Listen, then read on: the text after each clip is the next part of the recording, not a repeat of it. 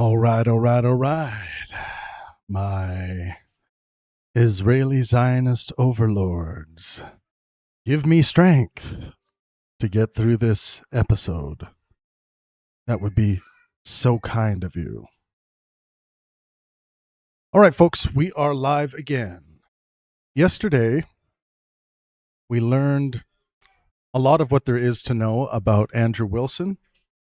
The reason why we are doing these episodes is in preparation of tomorrow's debate, because I'm interested in watching it.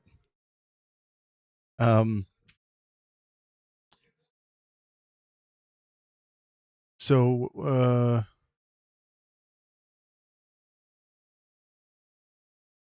I don't know. I know literally f all about Candace Owens. I know some things. I think the amount of Candace Owens content I've taken in my entire life is probably accumulates to maybe 20 minutes, maybe 30 minutes. But I've seen her clips. I know she has fallen for some Holocaust revisionism type stuff. And apparently she has some anti-Semitism bugs as well. Oh, check. You should have sound. You're just trolling me, aren't you? You should have sound. Check. Someone else let me know. Do we have sound? Actually, I can test that. Apparently yes, we do have sound. I think that's on your end, Snowfire. You might just be trolling me. Damn, you win. You win. I'll pass the empire over to you. So, the question yesterday we did, how bad is Andrew Wilson? What were some of the things we included last night?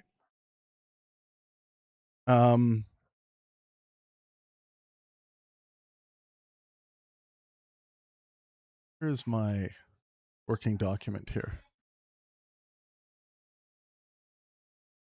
Andrew Wilson has decent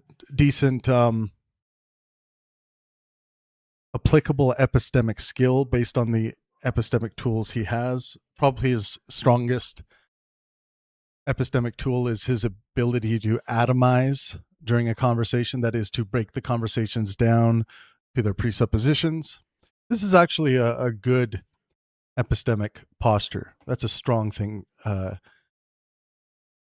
to be able to do. Everyone should employ that, just so that you don't burn time talking past each other, wasting time, potentially dealing with concepts that are not even the same concepts, this kind of thing. He recognizes that he is not living as a Christian should.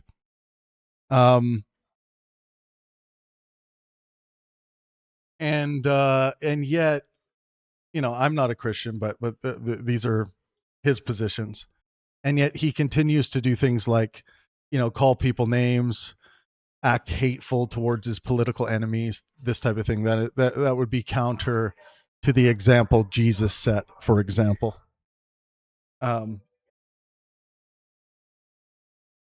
So, yeah, I mean, if Andrew wants to become a better man by the Christian standard, go read your Bible. Go study Jesus. Go study the example Jesus left behind, and how explicitly there are calls to follow that example as you move through life. So, I mean, any Christian should know this. I'm an atheist. I'm a moral well-beingist, but there is a path to Andrew for Andrew to becoming a better man by the Christian standards. So he just has to work on it, and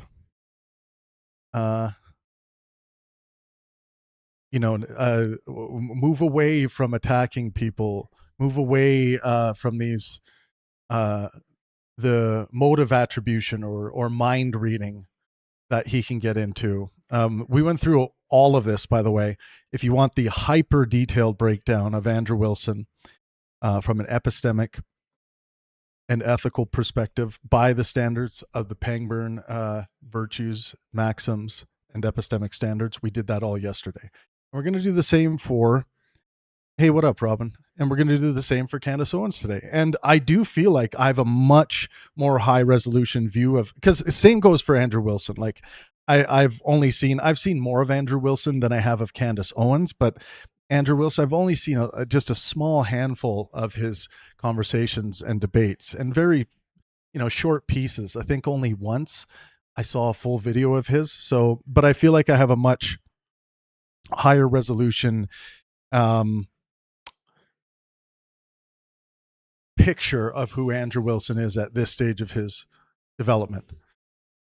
Some of these things, like he doesn't see a good reason why women should vote. He is in favor of abolishing gay marriage, but wouldn't outlaw private homosexual behavior. These kinds of things. So, obviously things I disagree with, but it was good to get a rundown at where I think he is at this moment of his career as a public figure and debater.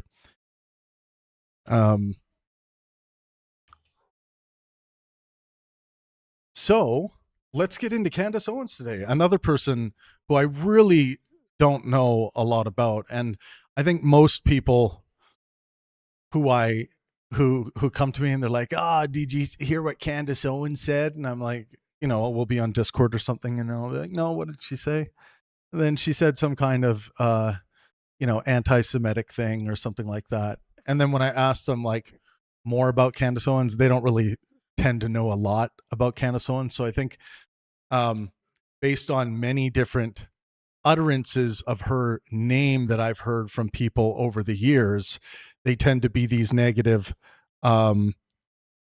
clips of her, and then there doesn't seem to be much substance of people having a high resolution view of who she is. So just like we titled the video yesterday, How Bad Is Andrew Wilson? Today we're going to look at how bad is Candace Owens. And we're getting ready for tomorrow's debate because I think it's going to be quite the event. A lot of hype. My hope is they don't fall into this low resolution monkey feces throwing at each other type thing, because that would just be a wasted opportunity. There's going to be a lot of eyes on this discussion, so they should be working to bring their very best good faith, helpful selves and their strongest epistemic capabilities. And they should be studying or should be studied and ready to go for this. So hopefully there aren't a whole slew of blatant factual errors. A lot of people are going to be fact-checking this, including us. We are also going to be fact-checking the so-called fact-checkers of the debate, and we'll be keeping an eye on platforms like Steven Crowder to see how well they're fact-checking this debate.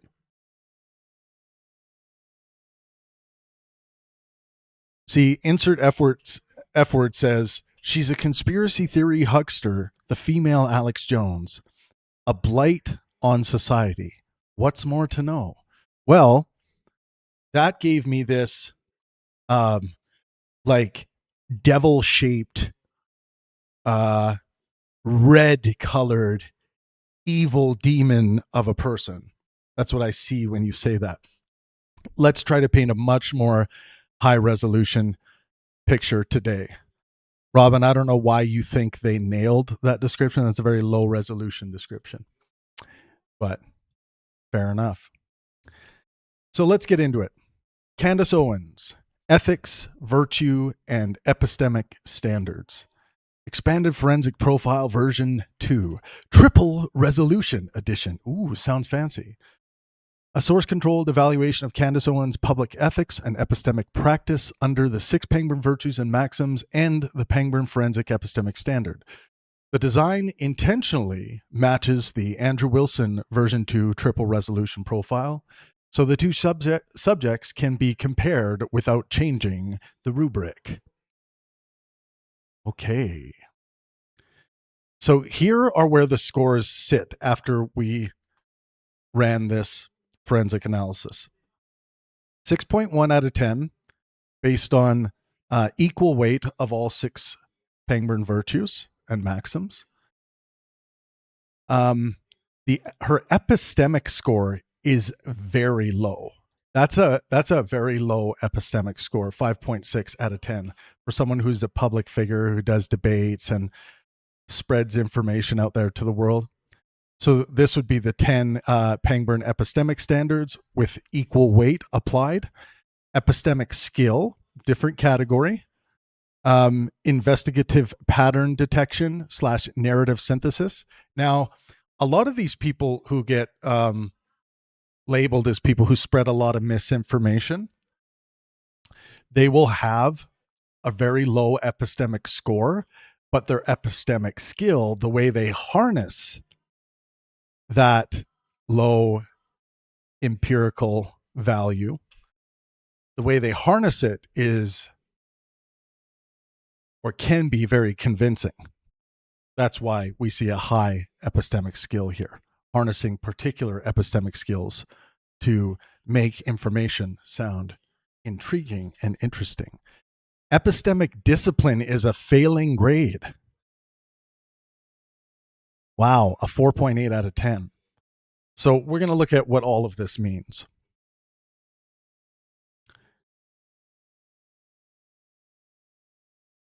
Executive thesis, the anomaly stacking paradox. Owens,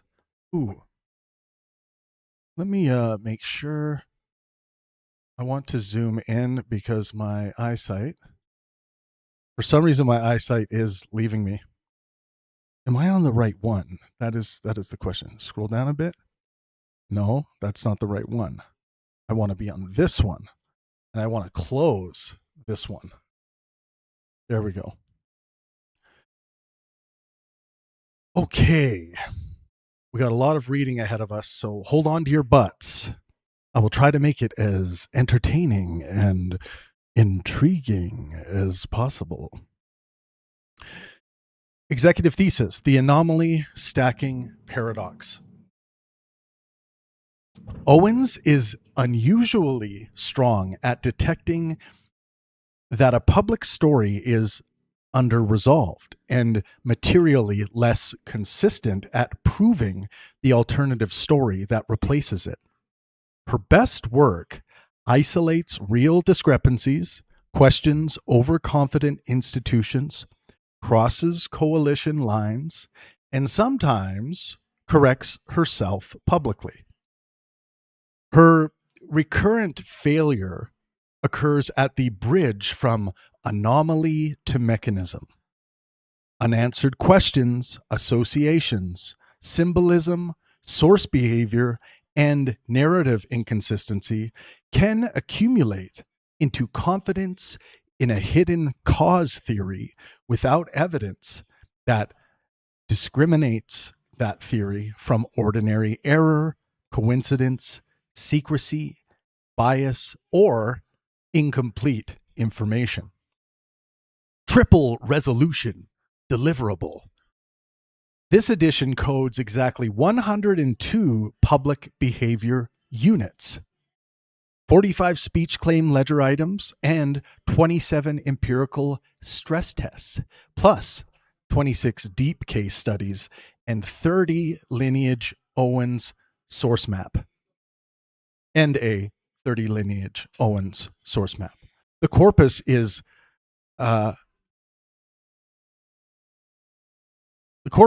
purposive and high information, not a random lifetime denominator.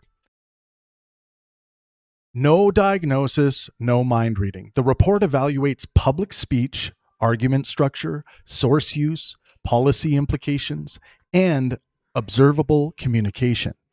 It does not diagnose personality or mental health. Labels such as, quote, conspiracy theorist, anti-Semite, bad faith, or liar are not used as shortcuts. Motive and legal liability remain unresolved unless independently established. Revision note: what the same rigor as version 2 means. This is not a short virtue scorecard with examples added after the score. It is a source-controlled forensic profile built to the same architecture as the Andrew Wilson Triple Resolution Edition. Positive, negative, mixed, and unresolved evidence are deliberately expanded together so that a larger corpus cannot be confused with an attempt to generate more accusations. So the first ledger we have: metric, Candace version 2 target, and control. And we already went through this, everything that's included: behavioral evidence unit, speech, claim ledger, etc. Source control upgrade. Owens is usually vulnerable to a specific research error, confusing, quote, she asked a question with, quote, she asserted the answer. Hi, sweetie, are you going to bed? Just got to kiss my little boy goodnight.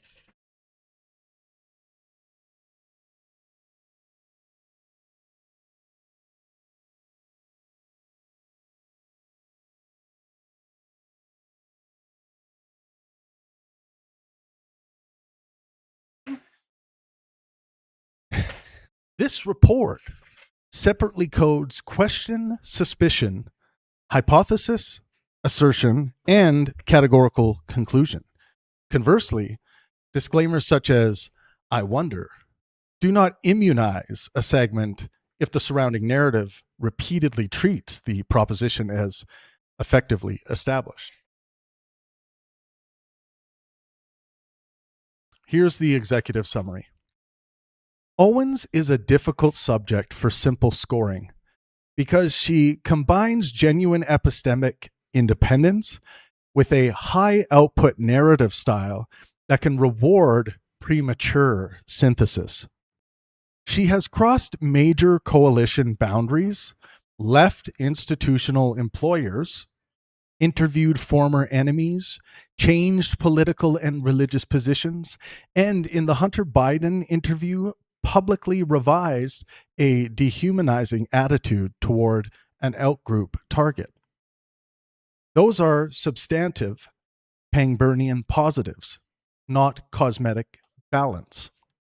The expanded record, nevertheless, supports a lower epistemic discipline score than technical skills score. Owens can identify weak visual identification, probabilistic DNA language, legal category confusion, and media overstatement.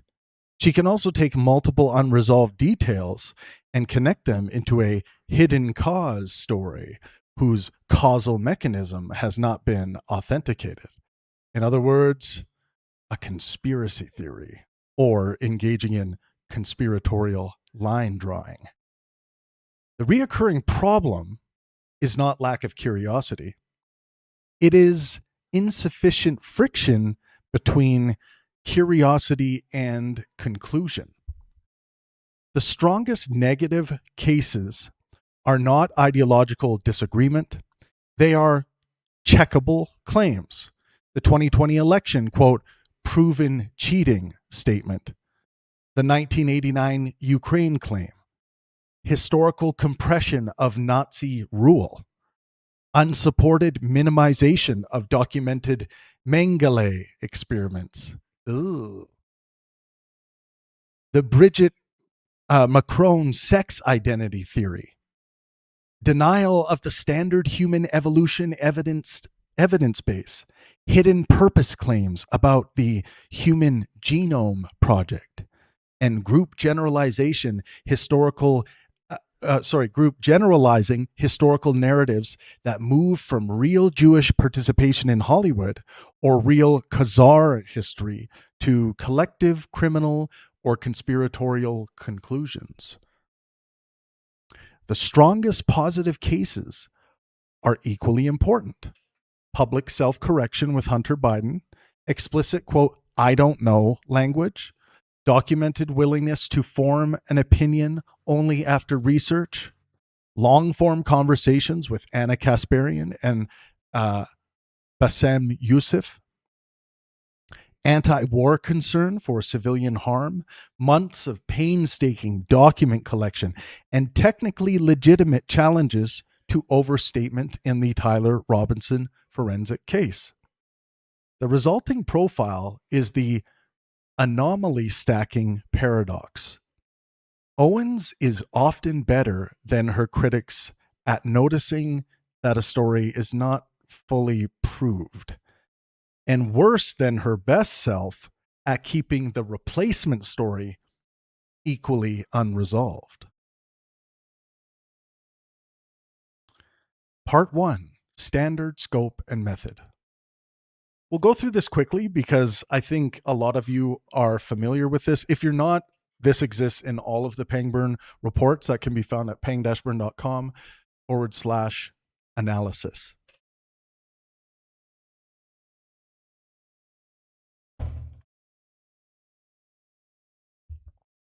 The target is Owens' public-facing ethical and epistemic practice, how she reasons, communicates, handles uncertainty, selects and interprets sources, responds to correction, and evaluates human consequences.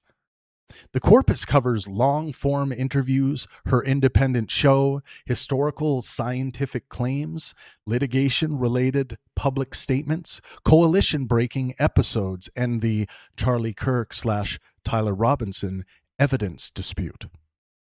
By the way, the debate is tomorrow. Private family life and unobserved conduct are outside scope. Here are the 6 Pangburn virtues and exact maxims. Fallibilism: certainty is almost certainly unattainable. Well-being: maximize well-being for yourself and those around you. Communication: good faith and helpfulness are the minimum requirements for a fruitful dialectic. Patience: ultimate patience, even in the face of detestable ideas. Lightheartedness: refine and express your sense of humor. Inspiration: let art and science inspire. Pangburn epistemic constitution. Most of you are much less familiar with this because I haven't really publicized it yet, really until I started doing these fact checks. The standard, and then the question: correspondence truth. Does the proposition aim to fit reality rather than ideology, audience reward, or narrative utility?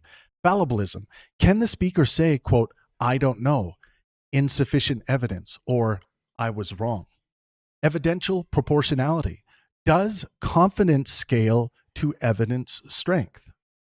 Symmetry of standards: are equivalent burdens applied to allies, enemies, institutions, and anti-institutional sources? That was one of Andrew Wilson's weakest areas with regards to his epistemic standards. A lack of symmetry, the way it's applied against his own people versus how it's applied against his perceived enemies. Source fidelity: does the evidence entail the proposition at the claimed scope? Atomism: this is one of Andrew Wilson's strongest epistemic postures.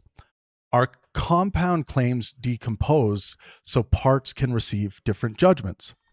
Reproducibility: can a skeptical third party reconstruct the evidence path? Adversarial self-critique: does the speaker seriously search for counter-evidence and expose her view to difficult challenge? Uncertainty preservation: are resolved details kept unresolved? Correction priority: are visible corrections preferred to defending status or prior confidence? Hello, everyone. Welcome back. It is 7:22 this evening here in Oaxaca, Mexico, and we are reading through some information relating to Candace Owens, trying to get an understanding of who this person is. Yes, and please smash that like button. It helps bring more people to the stream. Here is a Pangburn prior. Prefer an unresolved claim to a falsely resolved claim. Prefer a qualified verdict to a rhetorically satisfying overstatement. Prefer a correction to preservation of institutional pride. Triple resolution sampling protocol. We don't have to read through all this, but basically this shows all of the fail-safes in the system. And we do test this now 3x, so 3 different ways, 3 times over on 3 different models. So Um, Scoring bands. Band 0 to 2. The interpretation there would be severe recurrent conflict with virtue standard. And then it goes all the way up to 9 through 10. Band score. Interpretation would be exceptional consistency across hostile contexts.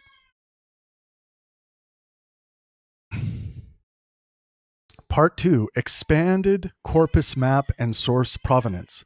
Participant-controlled sources establish what Owens said, what her show published, and how she framed the evidence.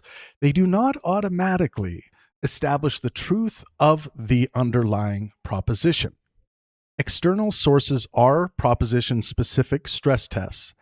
Advocacy sources are not used as dispositive labels where primary/higher quality sources are available. So you'll see a list, there'll be an ID on the left, the Penguin Analysis Forensic Fact-Checking Replication Standard. That is the governing Penguin Epistemic Standard and the Virtue Standards. Actually, that's the epistemic standard, and then you see the Pangburn 6 virtues and maxims here. The first is the ethical method constitution, and then the ethical constitution. And then we have all of these transcripts and pieces of information that are available for us to get a really good general picture of Candace Owens as a thinker. And these tend to be all good contemporary sample sizes, not the Candace Owens of the far past, but the Candace Owens of 2026. For the most part, we see a lot of 2026 here. I'm back, and the Tyler Robinson trial begins, episode 358. Also, the Pangburn analysis I did, Wilson versus Owens, final audited edition version 2.1. That exists at peng-burn.com/analysis. And a whole other list of sources here. Selection bias controls. The corpus intentionally includes Owens-friendly evidence. Cross-ideological interviews, her Hunter Biden correction, legitimate forensic nuance in the Robinson case, anti-war arguments, and valid criticism of simplistic World War II pedagogy. A source is not downgraded because it is anti-establishment. It is downgraded when its provenance, entailment, or independence is weak. Part 3, the anomaly stacking paradox. This is kind of how we're dealing with her as a thinker, her as an epistemologist. Detecting unresolved stories is not the same skill as proving a replacement story. Owens repeatedly notices details that other commentators miss: wording changes, absent photographs, mixed DNA, timing inconsistencies, legal posture, unusual relationships, historical omissions, and institutional incentives.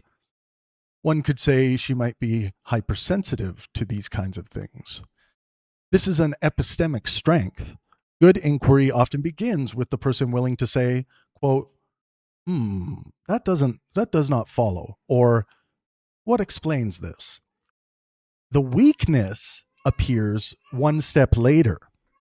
Multiple anomalies can be conditionally independent, correlated artifacts of the same source lineage, or simply expected in a large, messy event.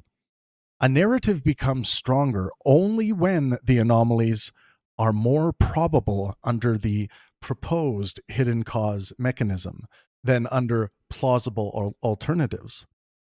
Owens often accumulates reasons for dissatisfaction faster than evidence for one specific replacement hypothesis. The key diagnostic here: she is often better at demonstrating, quote, the official account is not fully proved, than at demonstrating, quote, Therefore, my alternative account is probably true. Pangburn analysis treats those as separate propositions. Epistemic skill versus epistemic discipline. Her epistemic skill is sitting at a score of where you want to see it for the average low tier to mid tier level thinker, from like an academic scaling perspective. What it captures: anomaly detection, narrative memory, interview instinct, document gathering, pattern generation, rhetorical synthesis, willingness to investigate. Now, here's where we get into trouble. Epistemic discipline. A 4.8, a failing grade out of 10. That is very bad. A lot of people are going to talk about, like, when they're generalizing the Candace Owens situation, they will say, they will call her a conspiracy theorist or a conspiratorial line drawer or a narrative stacker. This is what they're talking about, her epistemic discipline. When she becomes less disciplined epistemically, where she is shown that she can be disciplined in some areas, but once that conspiratorial line drawing issue starts to take hold and she notices something, this is where the epistemic discipline can go the way of the dodo. So a failing grade of 4.8 out of 10. Calibration, source entailment, causal discrimination, group generalization control, preservation of unresolved alternatives, systematic correction. Within episode calibration variance. The fairest evidence for the gap between epistemic skill and epistemic discipline comes from Owens herself. On Joe Rogan Experience number 1125, she explicitly knows how to say she does not know.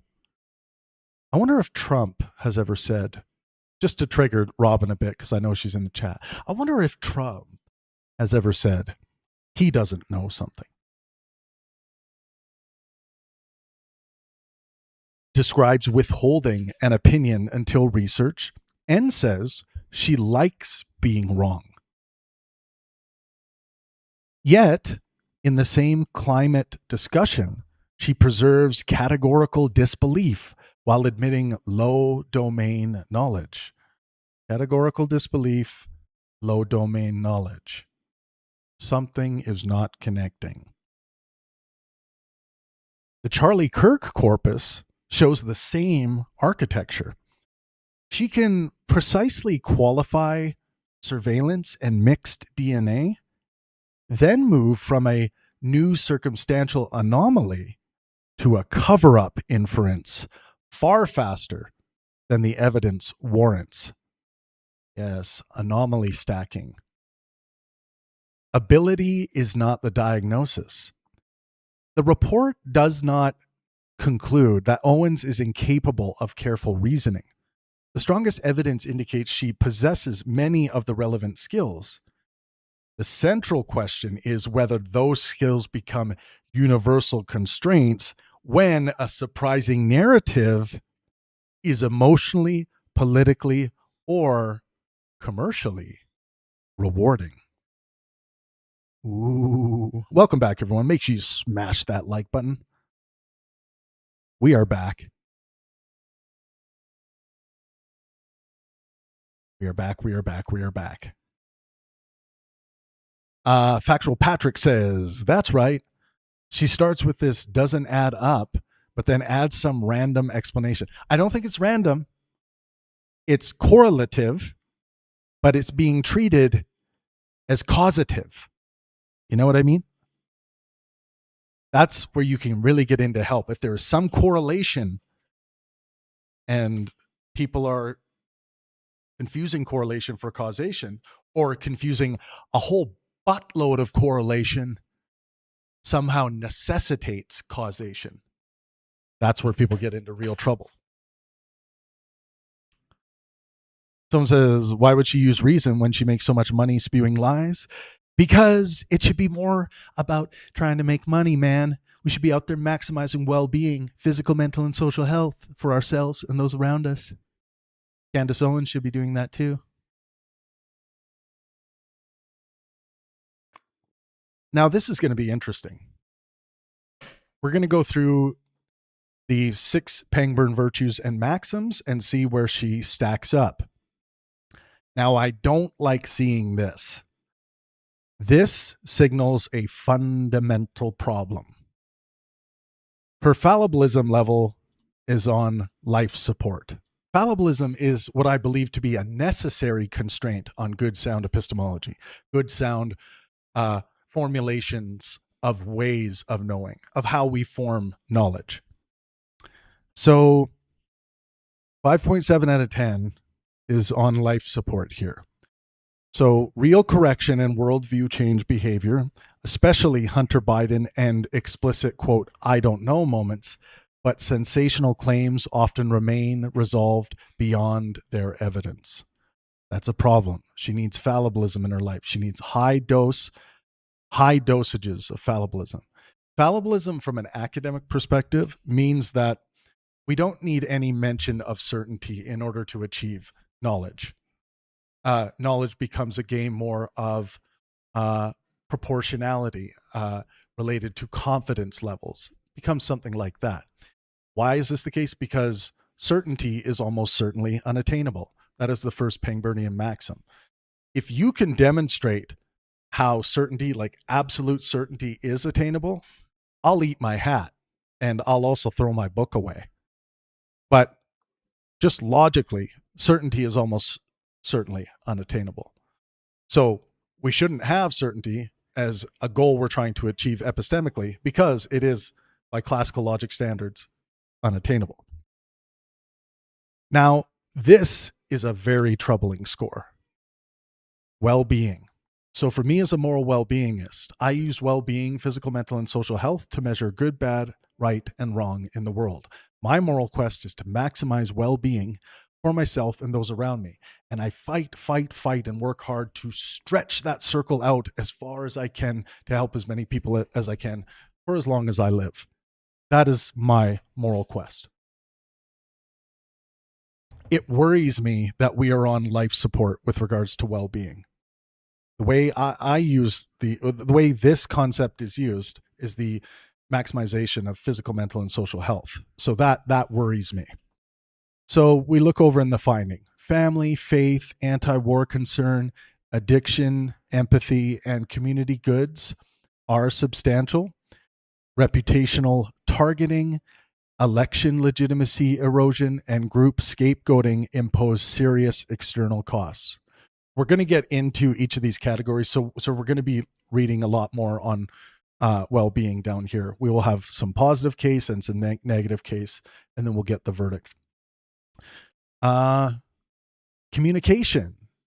The corresponding Pangburnian maxim is good faith and helpfulness are the minimum requirements for a fruitful dialectic. So the goal in Pangburn philosophy is to strive for good faith, meaning sincerity of intentions, honesty and sincerity of intentions, and helpfulness. Reach your hand out and assist your communicative partners in the goals they're trying to achieve. So with regards to communication, exceptional broadcaster / interviewer with genuine cross-tribal dialogue, ridicule, accusatory storytelling, and degrading group language repeatedly compete with helpfulness. So that's a problem. She's at a 6 out of 10. For her to be where she needs to be, in my view, human beings should be at a 7. So she is still low in that category. Patience. The corresponding maxim is ultimate patience even in the face of detestable ideas. Let's see. Enormous investigative endurance and willingness to sit through long conversations. Impatience appears at the inferential level when gaps are rapidly assigned intentional hidden causes. We don't want to be doing that. We don't want to be assigning intentional hidden causes to gaps. We want to seek to fill those gaps with well-grounded, empirically demonstrable things. Lightheartedness. Refine and express your sense of humor. Lightheartedness is a superpower. Study it, folks. By the way, next spring, next year, I was hoping at the end of this year in the fall, but no, but my first book will be out next year. It has to be out next year.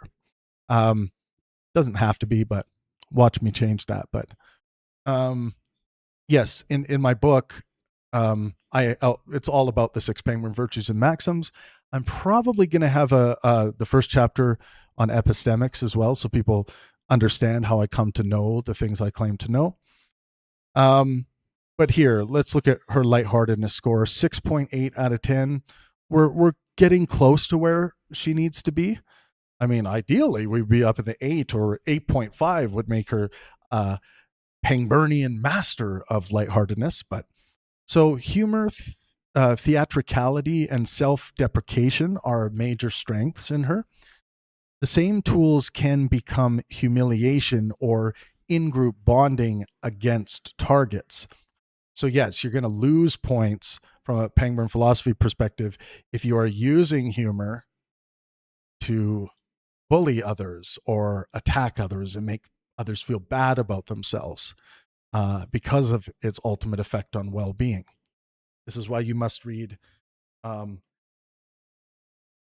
chapter 7 in my book, which is the synthesis of the 6 Pangburn virtues and maxims.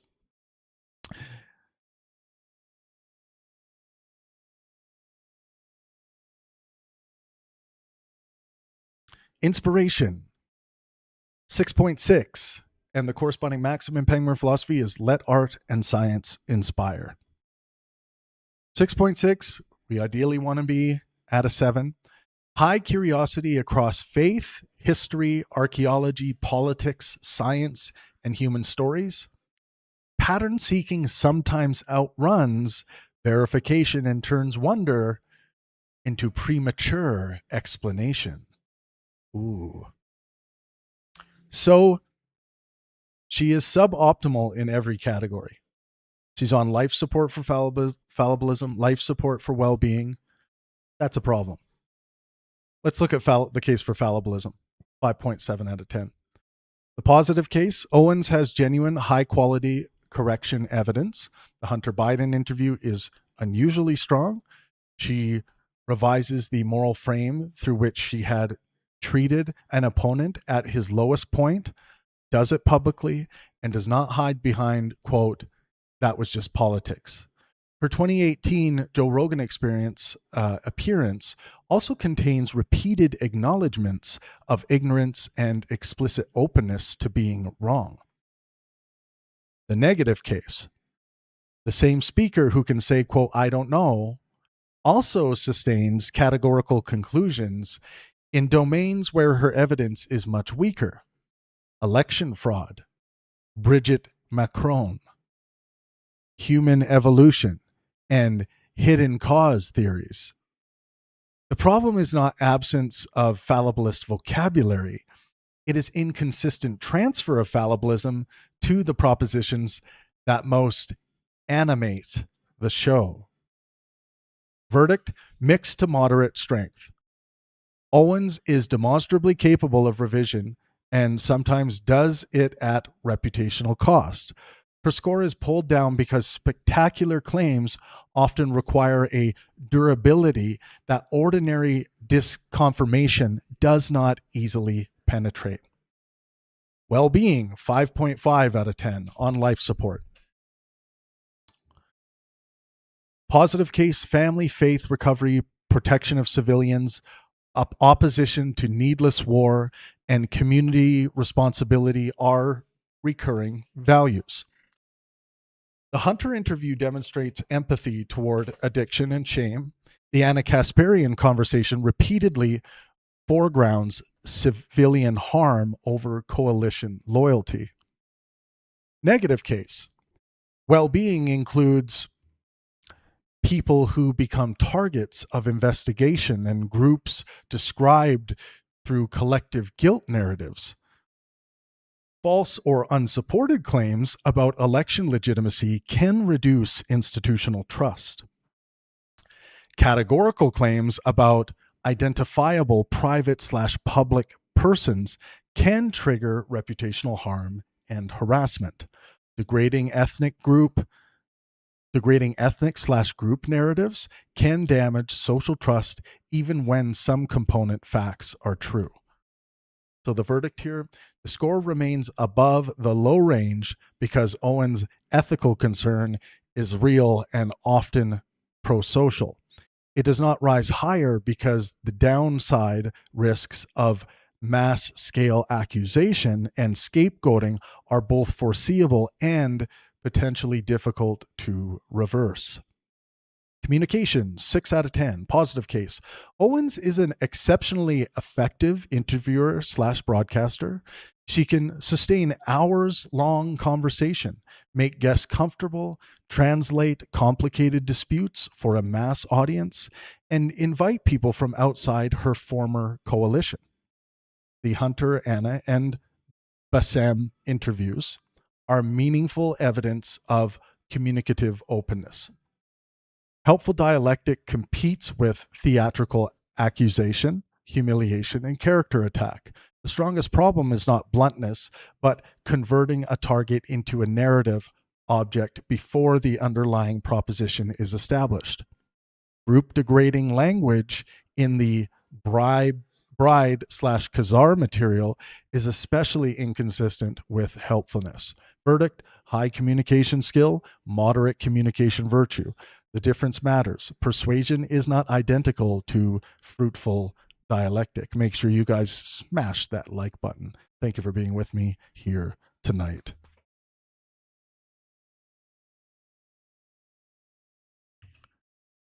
Yeah, I haven't done a triple threat deep analysis on Putin, but I have a lot of opinions about Putin. I don't know about Crockett. Patience, 6.2 out of 10. Positive case, Owens has extraordinary procedural endurance. She follows stories for months, rereads documents, revisits witness timelines, and sits for long interviews. Few high output commentators maintain this level of sustained case attention. Negative case, procedural patience can coexist with inferential impatience. Oh, yes, this is a big problem of hers.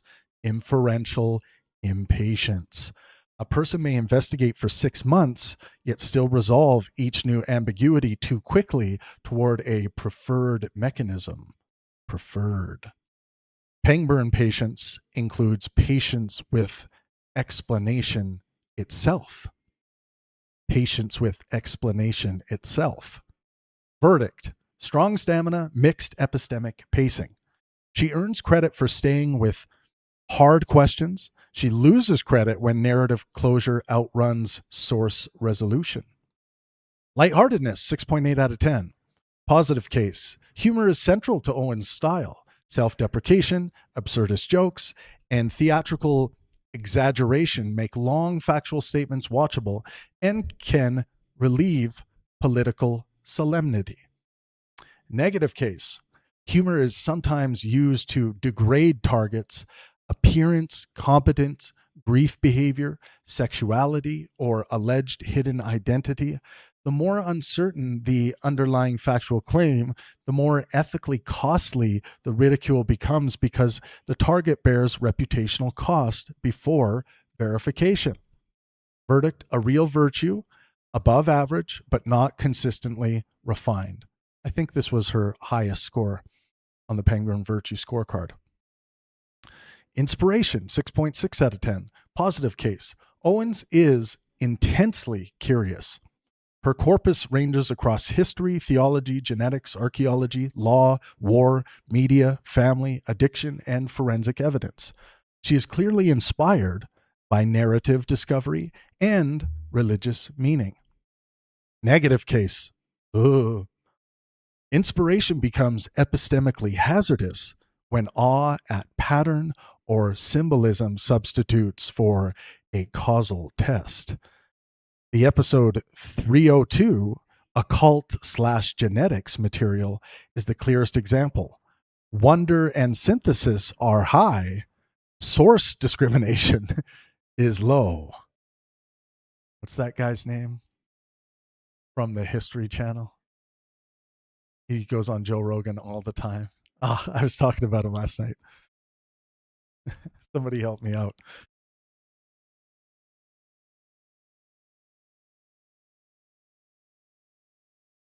Verdict. Curiosity substantially raises the score. The gap between inspiration and disciplined science prevents a high 7 or 8. Graham Hancock is who I'm thinking about. Graham Hancock. When it says source discrimination is low, I wonder how much Graham Hancock weighs into her wonder and synthesis about the occult or history or the true hidden history of reality. The 10 Pangburn epistemic standards.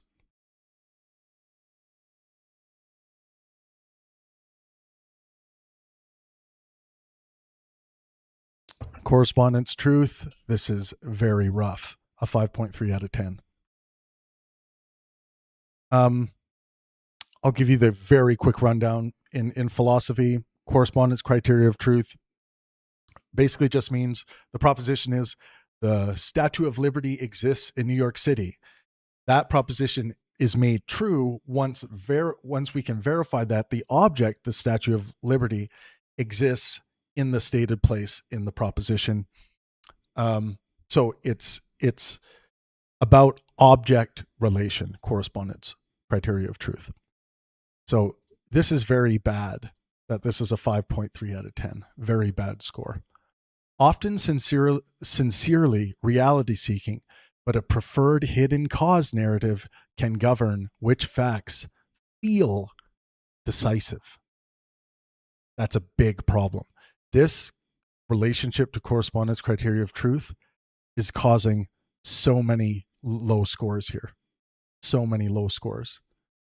If she learned to master that, to be more empirical, to use science as a way of knowing, not trying to, go to figure out in fields she probably doesn't know much about, figure out where the scientists are wrong or uncovering, some kind of secret hidden mystery, focusing on being empirically sound, empirically responsible. Fallibilism's at a 5.7. That directly relates to correspondence criteria of truth. Visible changes of view, apologies, and quote, I don't know behavior coexist with persistent categorical assertions. Persistent categorical assertions. Through a lot of our fact checking, we see that problem come up a lot. Evidential proportionality, a 4.3 out of 10. This is poopy. This is god-awful score for evidential proportionality. Does the evidence you have, is that proportional to your level of confidence about the given thing? So if you have one whistleblower from the government saying that the government has been breeding and experimenting on alien greys and corpses, it would be a very low evidential proportionality score, very, very low, to take that and run with it and have that fill you with confidence that the government is hiding and breeding alien greys. So this so far is her largest weakness. Anomaly, volume, association, and suspicion frequently receive more certainty than the causal evidence warrants. Huge problem. But it's directly related to correspondence criteria of truth, lack of mastery, and lack of fallibilism. But it does start here.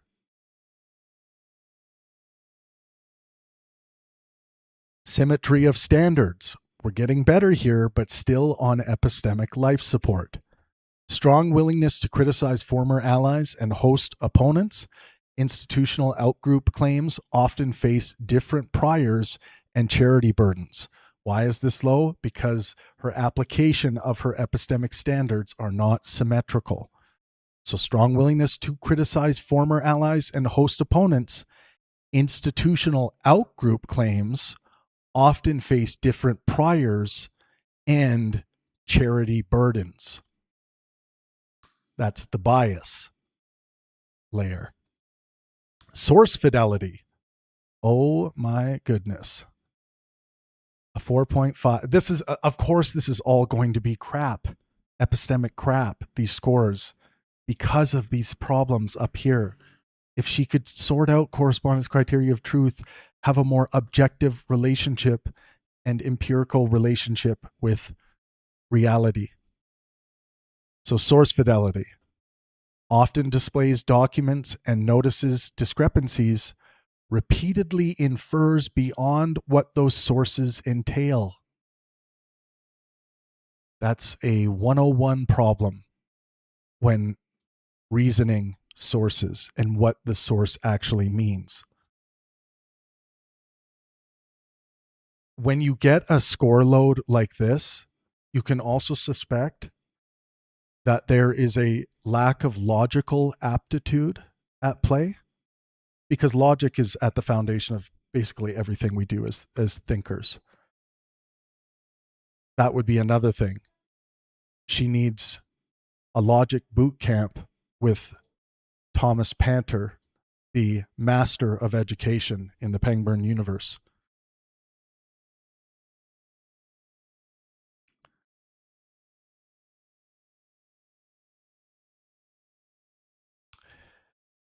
Atomism.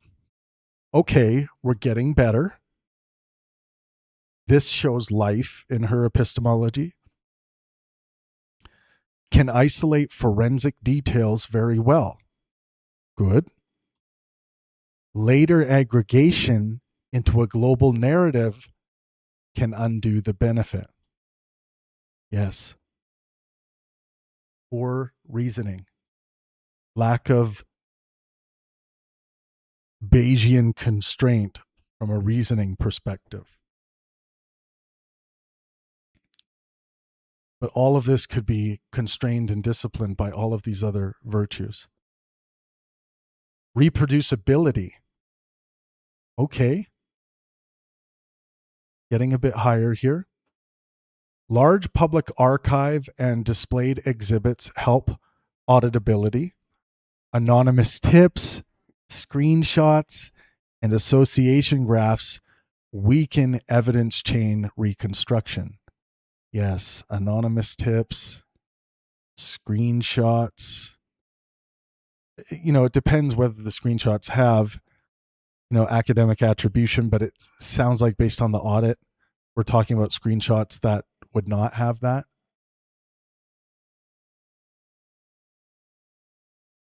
All right, her highest score based on the 10 Pangburn epistemic standards. Adversarial self-critique. And in order to correct the rest of this stuff, including probably some foundational logical misunderstandings, having the ability to engage in adversarial self-critique, and a decent score here, where above where even she needs to be, is a great virtue. A genuine strength, breaks with coalitions, interviews outgroups, and often attacks comfortable consensus on her own side. I would want to see if that adversarial self-critique is applied internally, if we have much evidence of that. Uncertainty preservation, a failing grade. Not surprised on that one.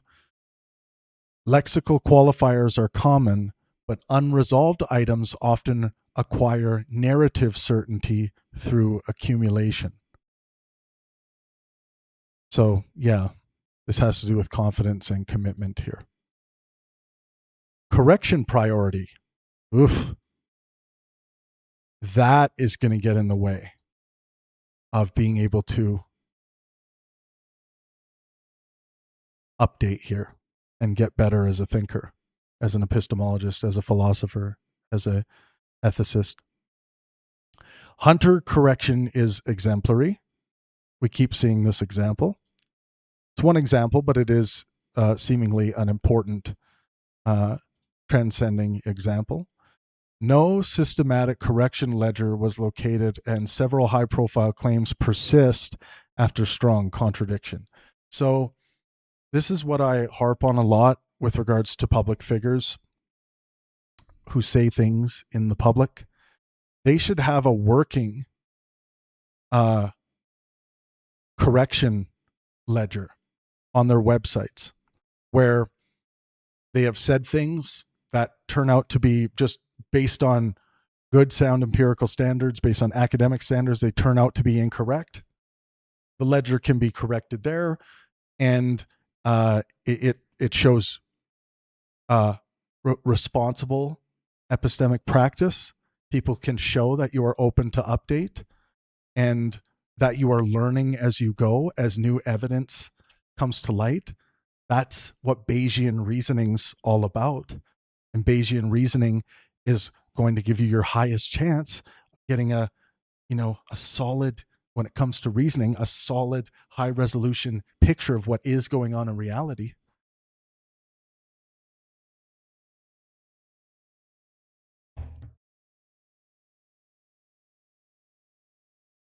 Make sure you smash that like button. Thanks for being with me, everyone.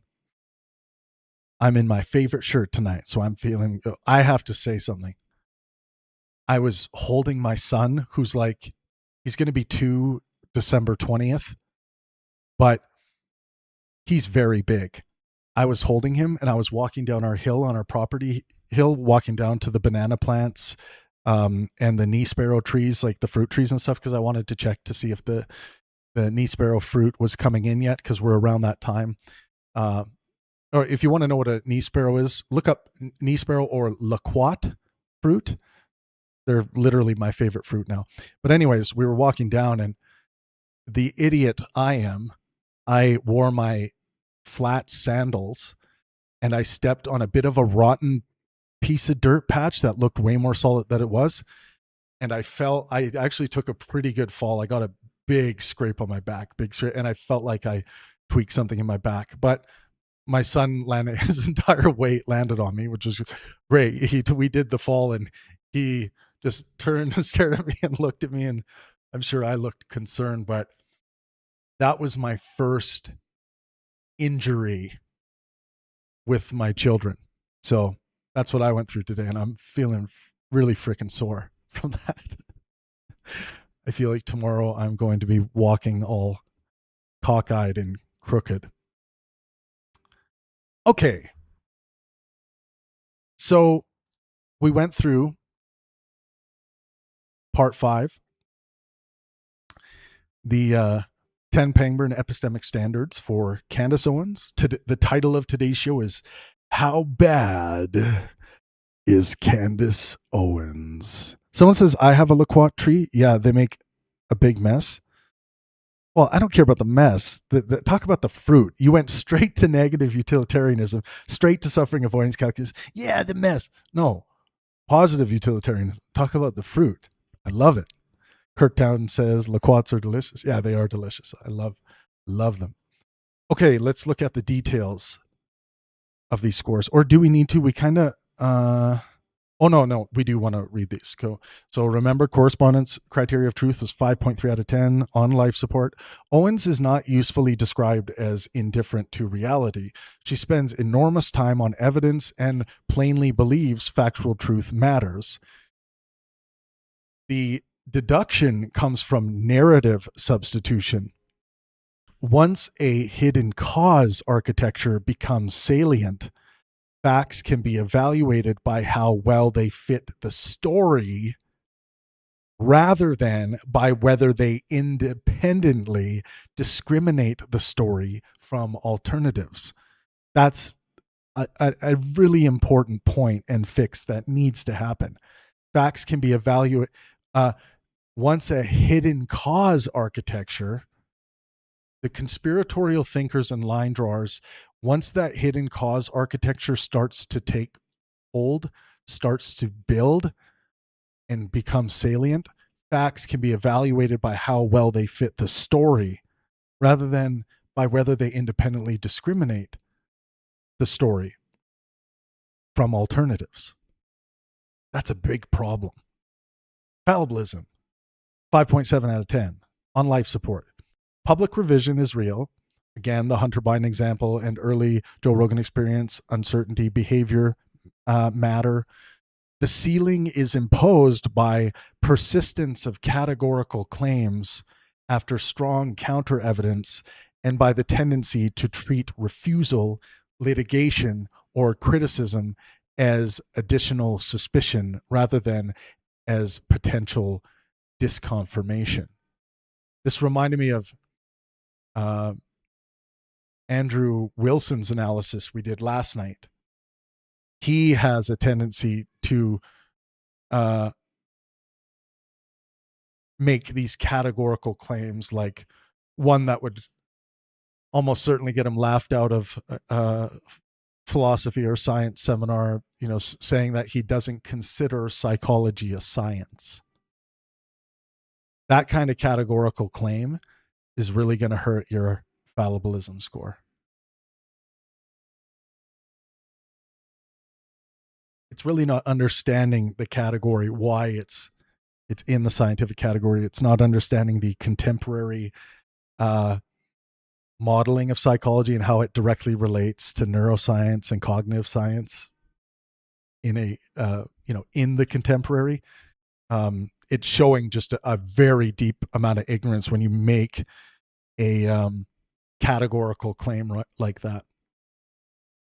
A fallibilist isn't going to make those categorical claims. They will bite their tongue. They'll be like, well, that's an overgeneralization. I shouldn't say that. It's just, and then they will state the things that cause them concern about, say, the soundness or validity of something like psychology. Evidential proportionality, very low. LaPoopy score, 4.3 out of 10. This is the largest high confidence weakness. Quote, proven beyond a shadow of a doubt.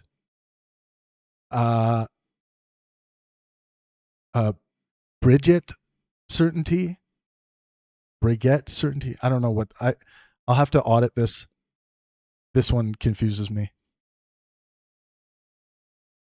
Cover up escalation and occult ancient purpose theories show confidence that exceeds source quality.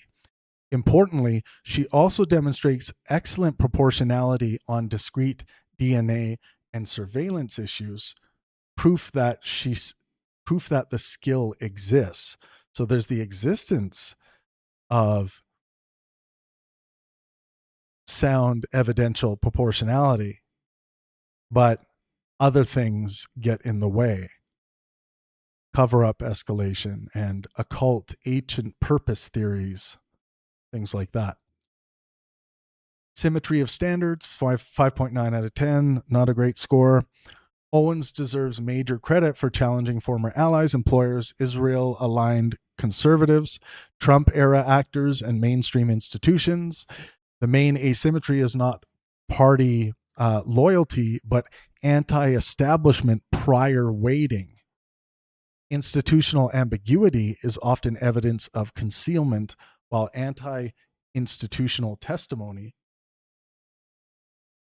can receive more initial charity. Source fidelity, 4.5 out of 10, failing score in the toilet.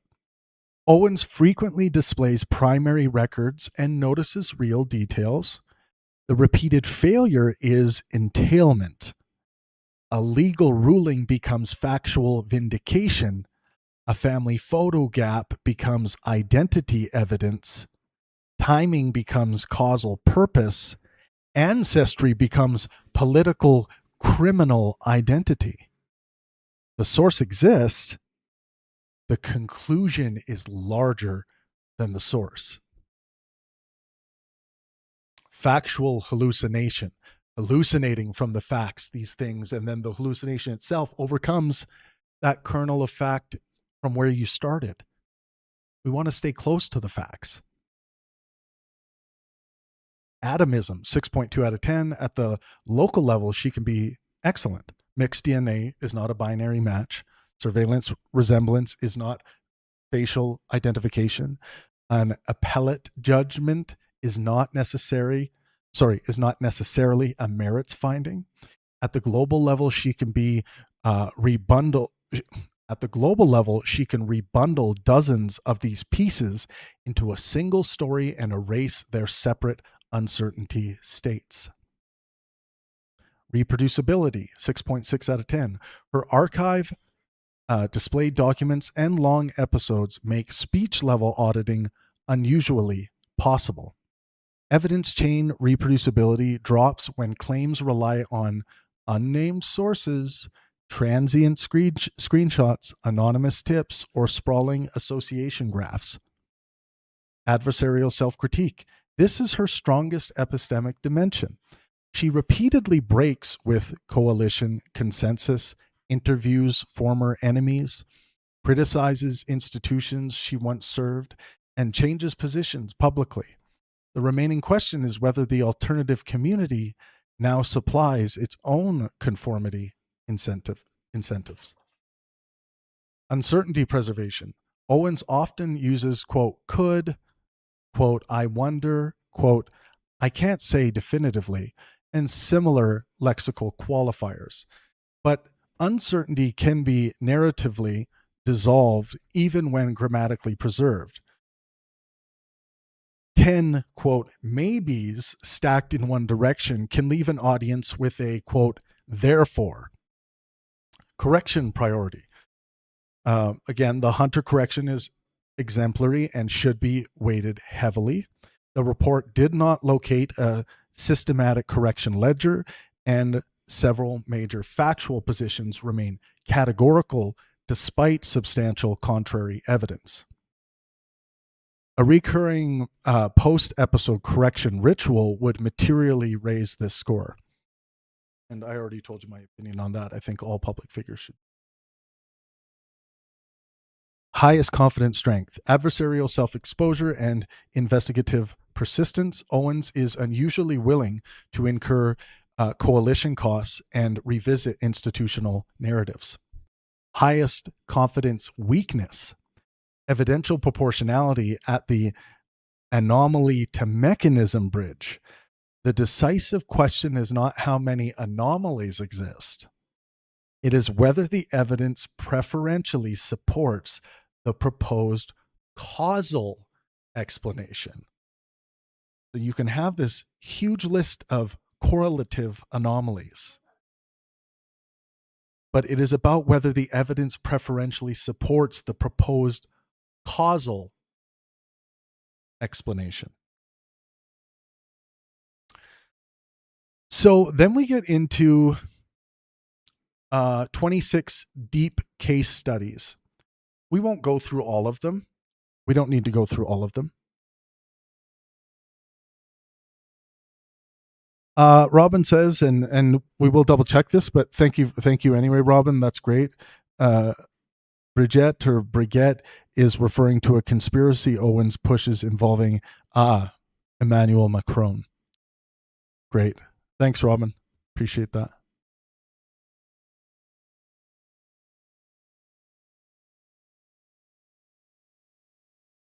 All right.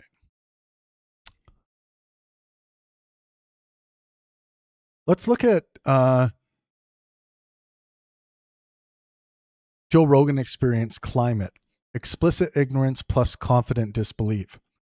This is the cleanest early demonstration of the core Candace paradox. Owens repeatedly says she does not know the climate literature well enough, would not make it a campaign issue without studying it, and is open to being wrong. Those are genuine fallibilist behaviors. Yet, she still states disbelief and suspects manipulation of the science. Something doesn't line up between those two realities. So the Pangburn diagnosis here, the problem is not skepticism. It is confidence outrunning admitted domain knowledge. She should stay with, I don't know, if she doesn't know. The current physical science baseline is much stronger than her 2018 framing. IPCC AR6 concludes human influence has unequivocally warmed the atmosphere, ocean, and land. The same episode therefore contains both the virtue and the failure. Uncertainty language is present, but the proposition is resolved anyway. Strange. Let's see. Case study B, abortion answer withholding, a high value fallibilist habit. In the same Joe Rogan Experience conversation, Owens recalls being asked about abortion before she had formed an opinion and answering that she did not know yet. She then describes researching the issue before settling on a position. Pangburn classification, supported strength. This is exactly what uncertainty preservation should look like. It also supplies a useful internal control. Owens clearly knows how to leave a politically salient question unresolved. Later episodes should therefore be evaluated against a demonstrated capacity, not an impossible standard for her. Case study C, Hunter Biden, public moral correction across a partisan boundary. The 2026 Hunter Biden interview is one of the strongest positive cases in the corpus. Owens revisits her earlier treatment of Hunter during severe addiction and calls the viewpoint behind some of that mockery warped. She reacts with disgust at having participated in dehumanizing spectacle. The epistemic significance is larger than politeness.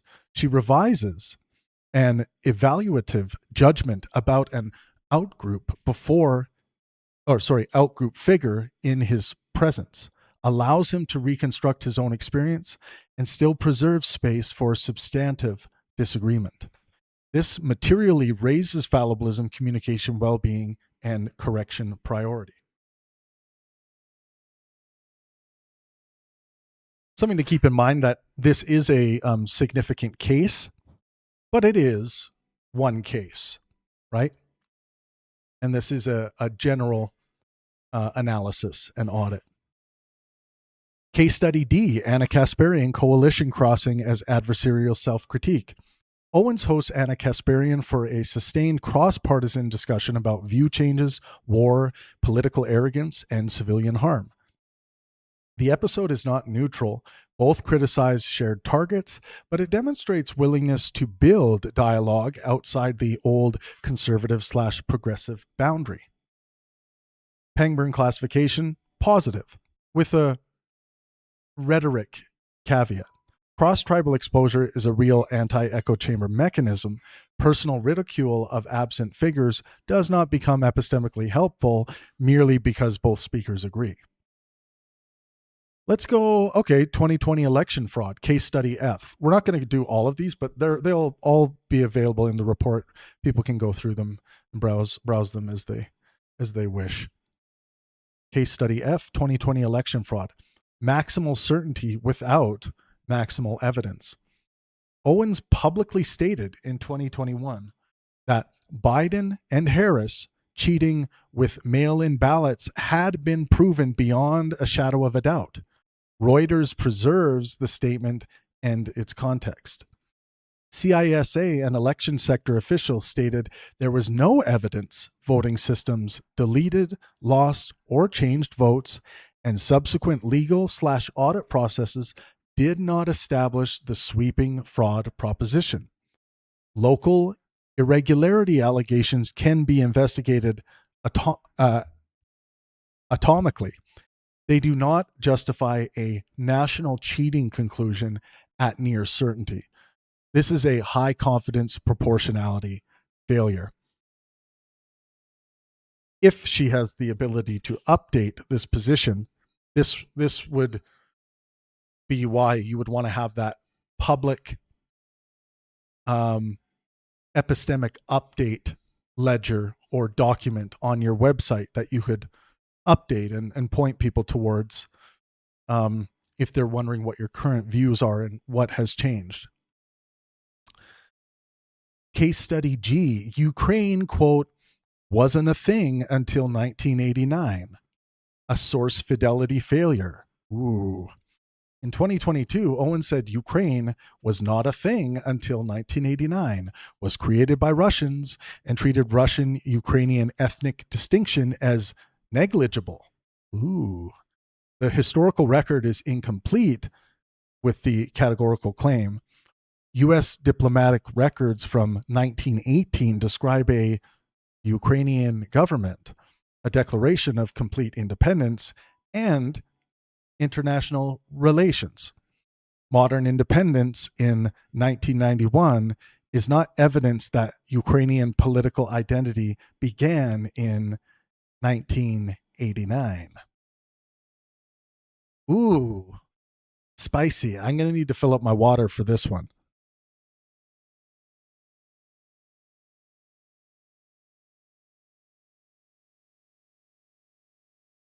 Give me 2 seconds. While I'm gone, just keep smashing that like button.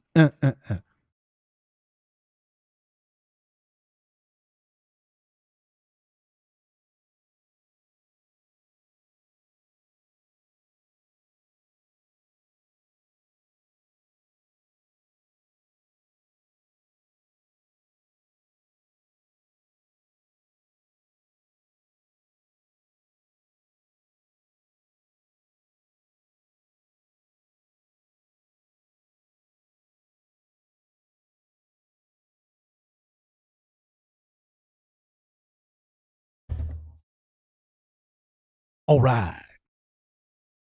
We are back.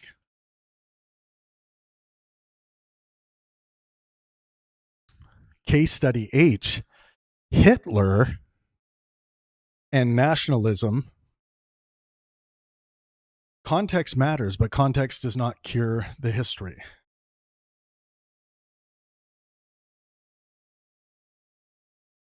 The full 2018 remark was not a simple endorsement of Hitler. Owens was trying to distinguish nationalism from global expansion and later objected that critics transformed the remark into support for Hitler or the Holocaust. That contextual defense deserves preservation. But the original formulation still fails historically because Nazi domestic governance already involved dictatorship, racial exclusion, anti-Semitic persecution, and destruction of civil freedoms. The error is conceptual compression. External conquest was not the only feature making Hitler's nationalism morally catastrophic. So let me just Hitler and nationalism, context matters. I wonder what the actual quote is. I'm going to further adjudicate this.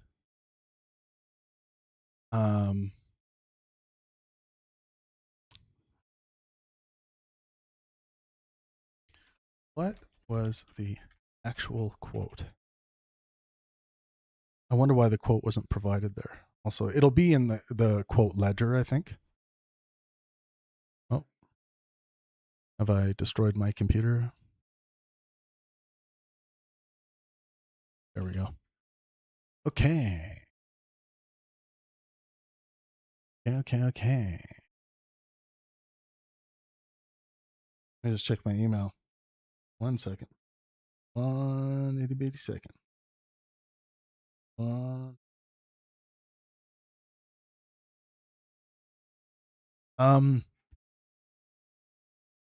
Case study I. World War II revisionism. Legitimate omissions do not validate total distrust. Owens is correct that popular World War II narratives often under-discuss Allied atrocities, forced population transfer, Soviet repression, and debate over the atomic bomb. Asking about those omissions is legitimate historical inquiry. The methodological failure occurs when omitted wrongdoing becomes a license to cast the entire taught narrative as a lie. Yes. Revisionism. Historical propositions are separable. Allied wrongdoing can be true, while the Holocaust, Nazi aggression, and other established facts remain true. Pangburn atomism requires precisely that separation. Yeah, I mean, we can look at the bombing of Dresden. This is one I always go to with regards to the Allies. I see that as completely unnecessary and retaliatory from the Brits, um, retaliating because of what happened in London. Maybe people can make other arguments, not necessarily just London, but I think it was retaliatory, unnecessary, and just yeah, completely indiscriminate. Brutal. Dresden is brutal. But let's not open that can of worms tonight. Huh. Case study J. Mengele. Ugh. Oh, I see. The key sentence in Owens' 2018 Turning Point UK remarks was, he was a National Socialist, yes, but if Hitler just wanted to make Germany great and have things run well, okay, fine.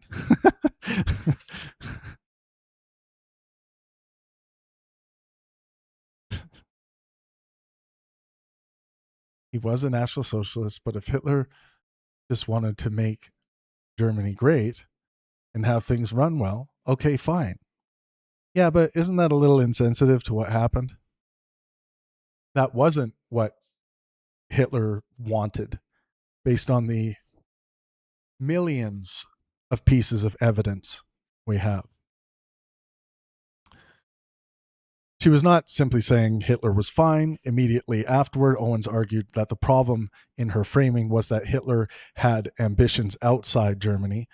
She said he had, quote, dreams outside of Germany, yes, wanted to globalize, yes, and wanted other people to become German, speak German, and conform to a particular appearance.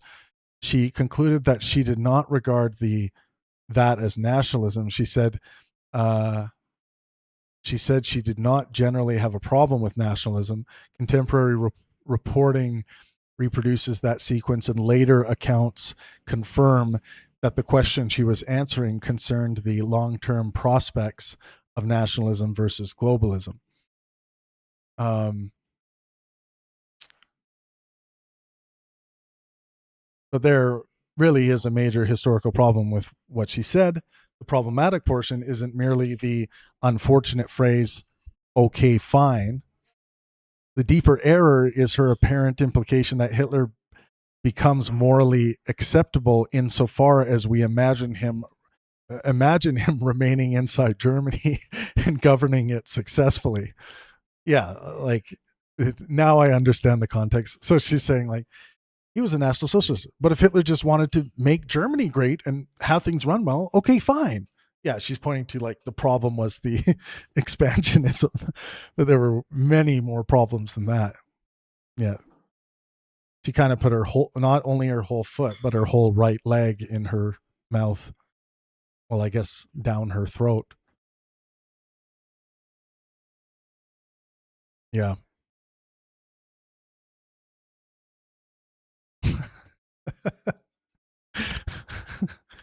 uh,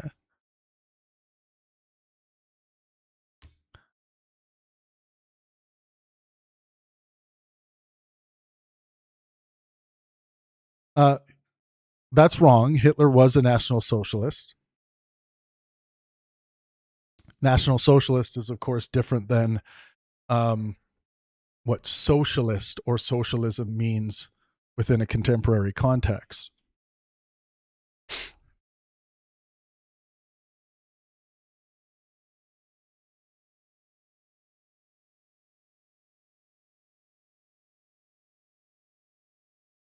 No, Robin, you said, yeah, weeding out the Jews was okay with her. No, no, no, no, no. No, no, no, no, no. You must be trolling. You can't attribute that to Candace Owens.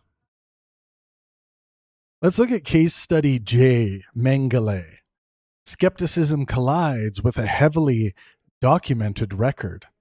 Oh yeah, like with Mengele, we got millions of pieces of evidence. Like a lot of people don't realize, like with World War II, we have millions upon millions of pieces of evidence of atrocities and genocidal intent. And so much was destroyed as well. So Owens has characterized some stories of Nazi medical experimentation as absurd or bizarre propaganda, while also condemning Nazi experiments in general. So she condemns the Nazi experiments, but she's saying some stories are propaganda and absurd. The latter qualification matters and prevents a fair report from calling this total Holocaust denial. USHMM documents extensive experiments by Mengele and other Auschwitz physicians, including twin studies, injections, surgeries, and killings. The Penguin verdict is not, quote, she denied every experiment. It is that dismissing documented atrocity details without proportionate archival evidence is a serious source fidelity failure. Yeah, I'd say. I want now I'm just curious. What were her actual claims? When we upgrade this to the version 2, which what we always do is we go version 1, and then once we go through it publicly, we will make necessary updates to make it the report as high resolution as it can be, at least based on the current evidence. Hello, everyone. Make sure you smash that like button. I love seeing my loves like Robin, Thomas in the chat, and everyone else.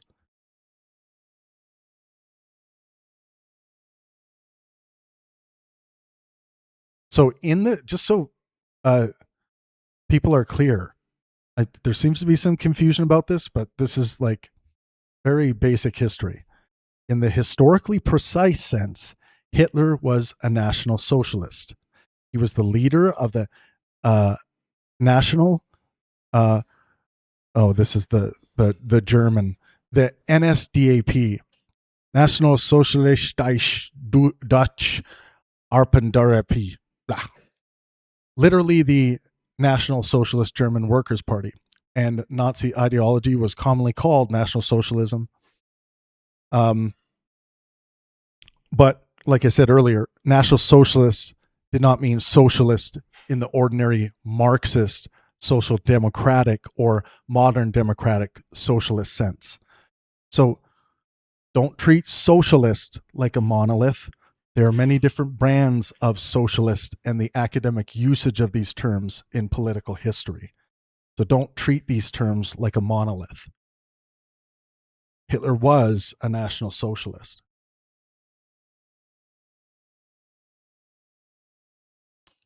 Let's look at the Mengele thing with a little more detail.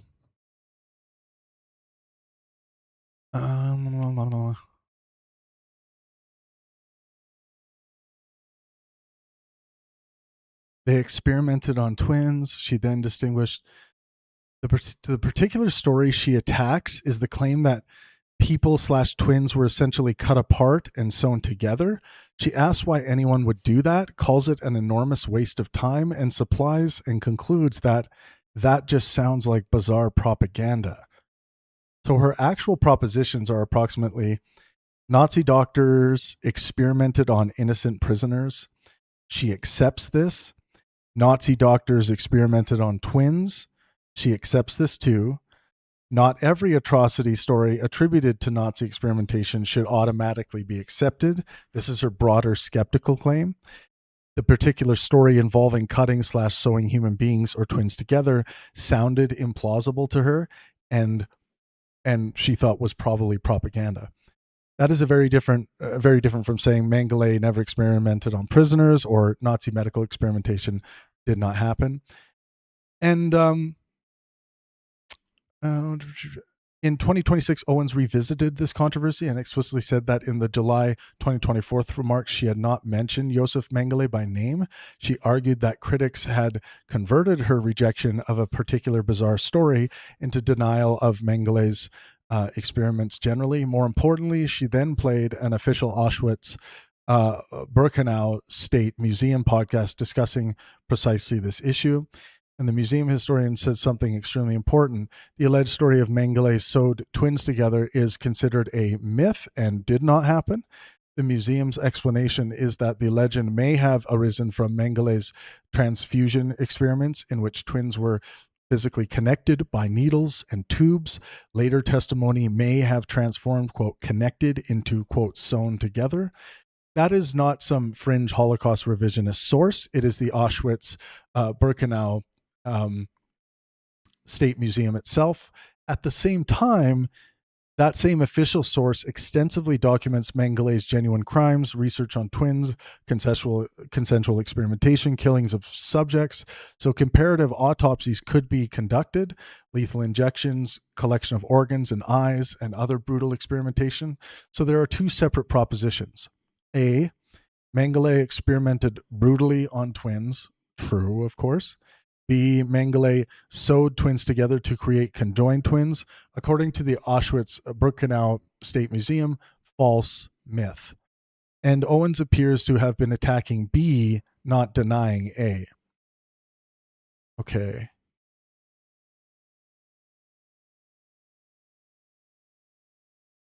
So we're going to add information to case study J. Yeah. We will update that when we print version 2.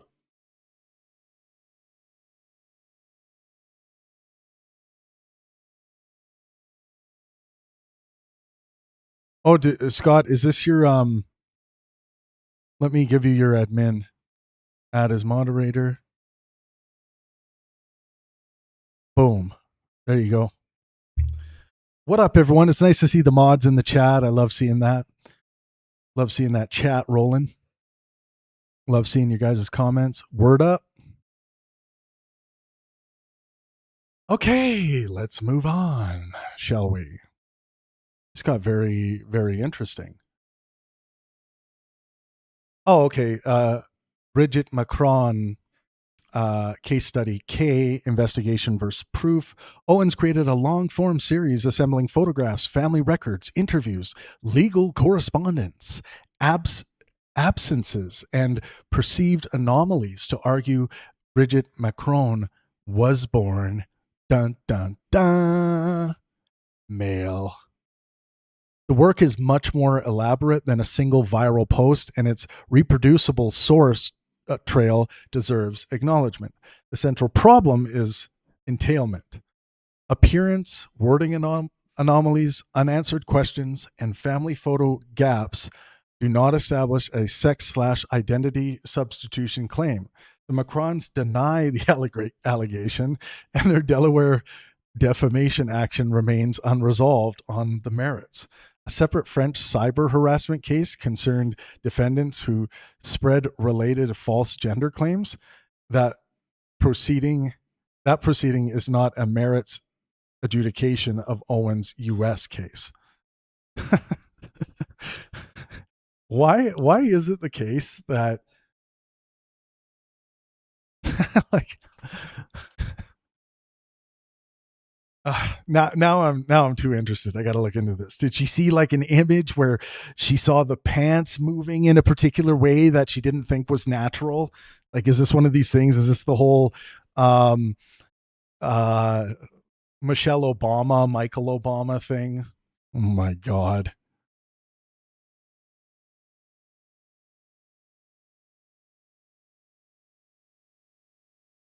Let's take a look at it. Let's look deeper into it. Case study L, Bridget appellate ruling, why legal categories matter. After two French defendants obtained appellate relief in a defamation matter, Owens presented the development as if it vindicated the underlying proposition that Bridget was born male. That inference is unsafe. Defamation outcomes can turn on elements such as good faith, intent, procedural posture, or the specific statements charged. The legal outcome is not automatically a scientific or historical finding. Pangborn source fidelity therefore requires separating, quote, they prevailed on this legal issue from, quote, the underlying biological claim had been proven. Yeah, a lot of the epistemic issues that we went through for this one correspond as criteria of truth. This is the propositional object in question. Has it demonstrated to be the case? No, it has not here. Let's see. What Owens actually claimed. The central affirmative claim is not merely Bridget Macron might be transgender. Owens has repeatedly asserted that the current Bridget Macron is actually Bridget's older brother, Jean-Michel Trogenet. In the introduction to Becoming Bridget, she recalled having said that she would stake her professional career on the fact that Bridget Macron was born a man. Why would you stake your career on such a thing? That's insanity. By episode 4, she was much more specific. After comparing photographs and discussing facial analysis technology. Did it really get to the point where she was like looking for an Adam's apple, a bulge in the pants, Michael Obama type thing? There's no question in my mind that Jean Michel Trogenet is Bridget Macron. No question? Yeah, that's a fallibilistic failure. That's a double F fallibilistic failure. By episode 6, she provided perhaps her clearest complete statement of the theory. I believe that his wife was born Jean-Michel Trogenet and transitioned in his early 30s. And I believe that the entire state is colluding to protect that secret. Why? Why would they be protecting that secret? In the same passage, she said that she believed Emmanuel Macron is homosexual, was groomed from his youth, and that the person who groomed him is now his wife. Next time on Maury, she said she would stake her professional career on all these propositions. Really?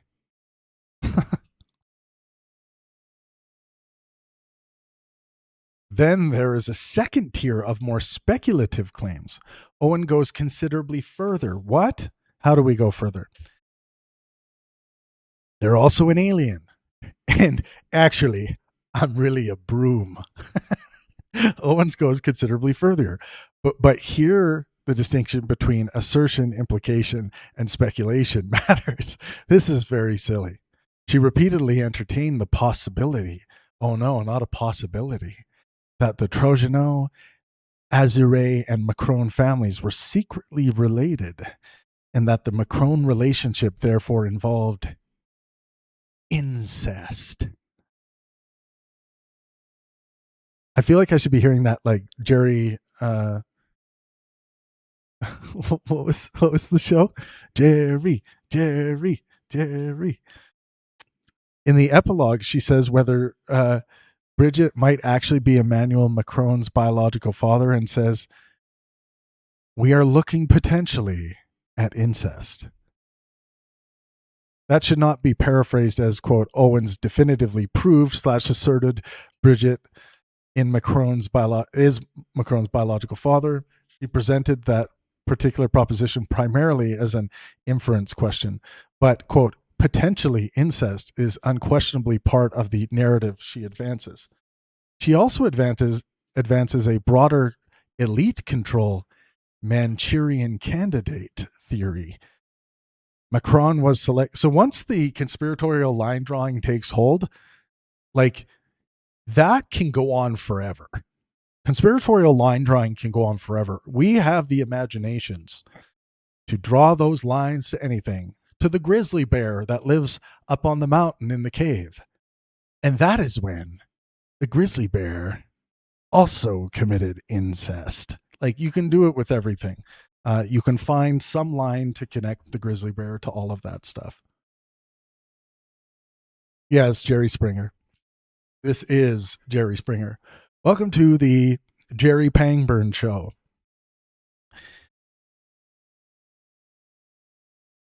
This is funny. And after the originals, and I'm sure this really pissed off, because it's not like she's got a small platform. I'm sure this bothered and felt like harassment, like Robin was outlining.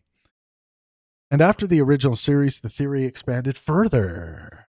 Owens later entertained the possibility that Jean Michel had been in the, like, she should be entertaining plausibilities, not possibilities. Anything is essentially possible in that we can't demonstrate anything to be impossible. So possibility ought not weigh into your epistemic standards. Plausibility should. Things that have some likelihood of being the case. Something above negative probability. Owens later entertained the possibility that Jean Michel had been in the United States during his alleged, quote, missing years, and might have participated in the Stanford prison experiment, eventually linking this to MK Ultra and even suggesting Bridget Jean Michael might have been a Rothschild agent. I was waiting for that family to come up. That's usually at the end of all this. It's like, that's even at the end of, like, yeah, and then the aliens are coming from outer space, and guess what? The Rothschilds sent them. The Macron's amended complaint records those later claims. These are additional theories, not evidence for the original identity substitution proposition. What the fuck is this stuff? Oh my God. This is wild. No wonder why her epistemic scores were in the toilet. What evidence did Owens actually present? This is what I want to know. Maybe there's evidence for this. Let's get into this. Sounds very unbelievable. This is where the existing, it was not a 30-second TikTok based entirely on appearance. Owens and her principal source, Xavier Poussard, assembled a substantial narrative record. Among the things she relies on are childhood/family photographs, the relative scarcity of photographs she accepts as showing Bridget during particular decades, Jean Michel's biographical record and alleged periods of disappearance, marriage and other family documents, disputed tax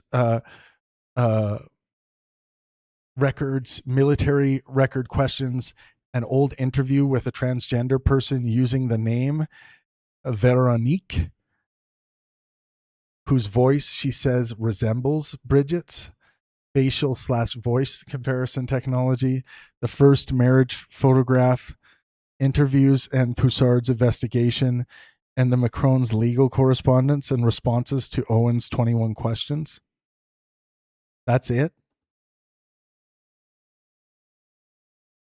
That absolutely warrants acknowledging that Owens conducted something considerably more elaborate than merely repeating an internet rumor. But there's a major Pangburn distinction here. Quantity of anomalies is not equal to independent corroboration, which is not equal to proof of the causal theory connecting them. Many of these observations ultimately descend from Poussard/Ray and the same underlying evidentiary lineage. 10 manifestations of one source lineage should not be counted as 10 independent confirmations.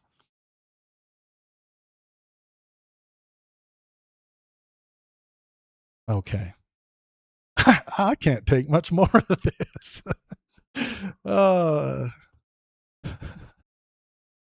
Thomas Panter rightfully says that grizzly bears are now lizards and people. It goes deep into the cheesecake Illuminati. Yes. Yeah. And then that's when you get into each bite of the cheesecake. When you taste that, you know that there are micro robots in everything we eat, right? Specifically, more so in cheesecake. That's why you see the Cheesecake Factory all around. And it's not really a factory for cheesecake. It's a factory for psyops. That's what it is. It's a factory for psyops.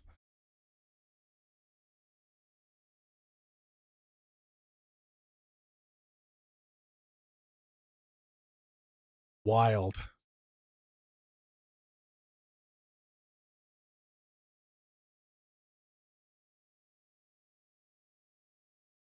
Case study N. I'm sorry, I'm trying not to laugh, but human evolution, theology, and empirical science are being collapsed. In episode 302, Owens tells viewers to discard the ape human chart, calls the biblical account true history, and dismisses key evolutionary material.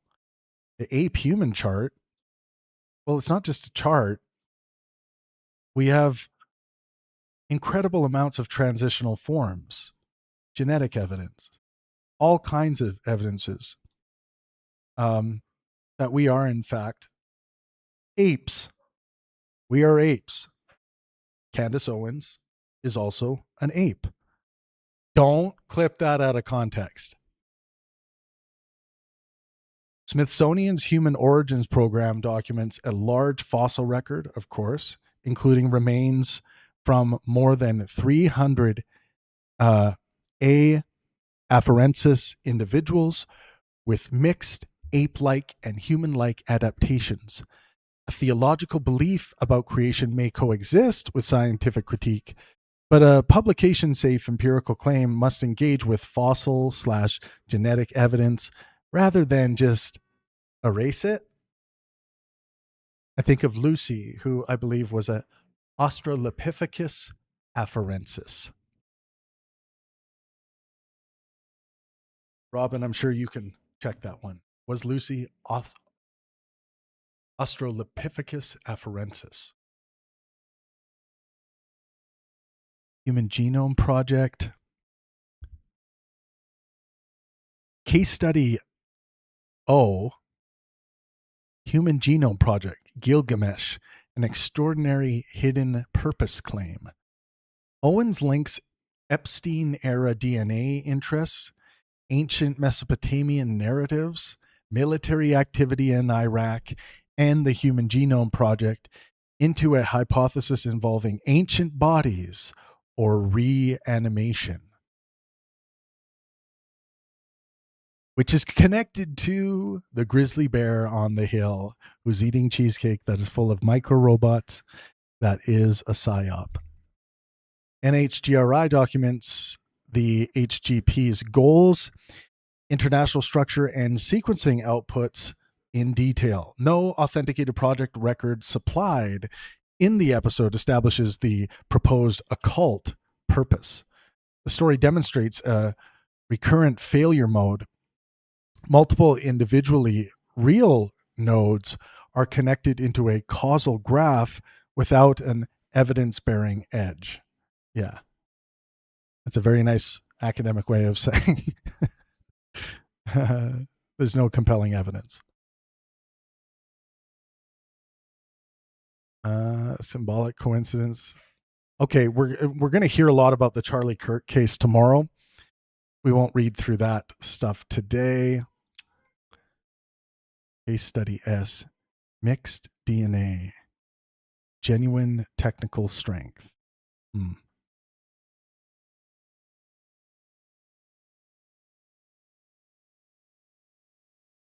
Okay, that's more to do with witness demeanor, Bride of Charlie. Ooh, we can look at this one. Case study V. Bride of Charlie. Mode of is that a play on Bride of Chucky? Yikes. Mode of attribution before the mechanism is established. The Bride of Charlie series builds a psychological and organizational motive story about Erica Kirk through role changes, finances, ambition, relationships, and inferred preferences. This is precisely where the no mind reading firewall matters. Public behavior can justify questions. it rarely justifies a confident internal motive. The use of labels like, quote, psychopath is essentially poor, is especially poor because it converts an evidentiary gap into a quasi diagnostic.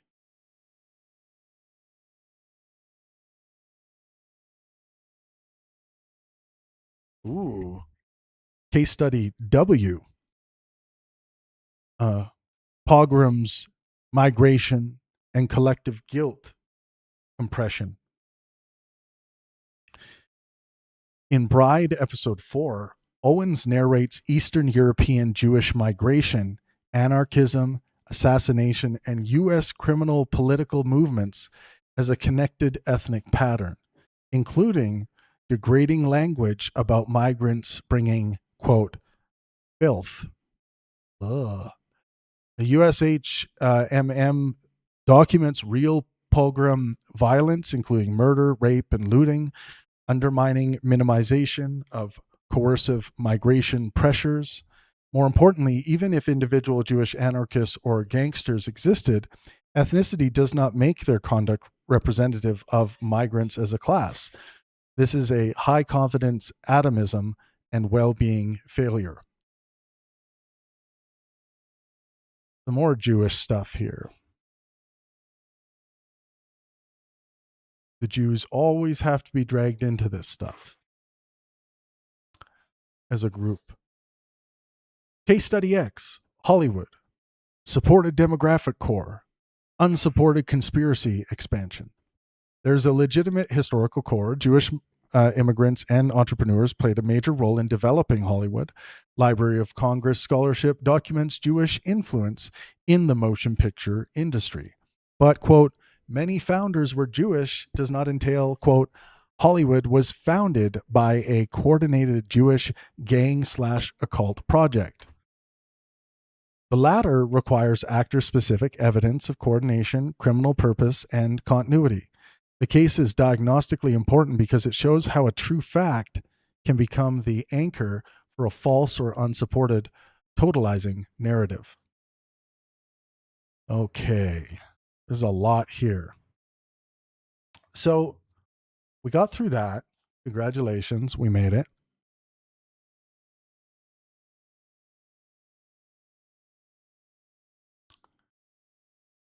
Okay, here's the 45 item speech/claim ledger. The ledger is not a truthfulness denominator. It records high information speech acts and claim cues. Exact transcript wording is kept short. Longer rows paraphrase to avoid transcript normalization and copyright problems. A quote establishes what was said, not whether the proposition is true. So this is, the item speech claim ledger. Claims for analysis.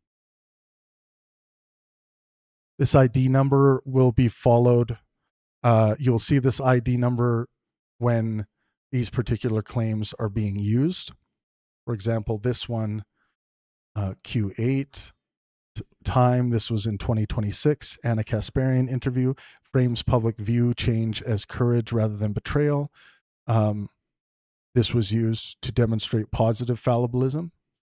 And that is the reference code right there.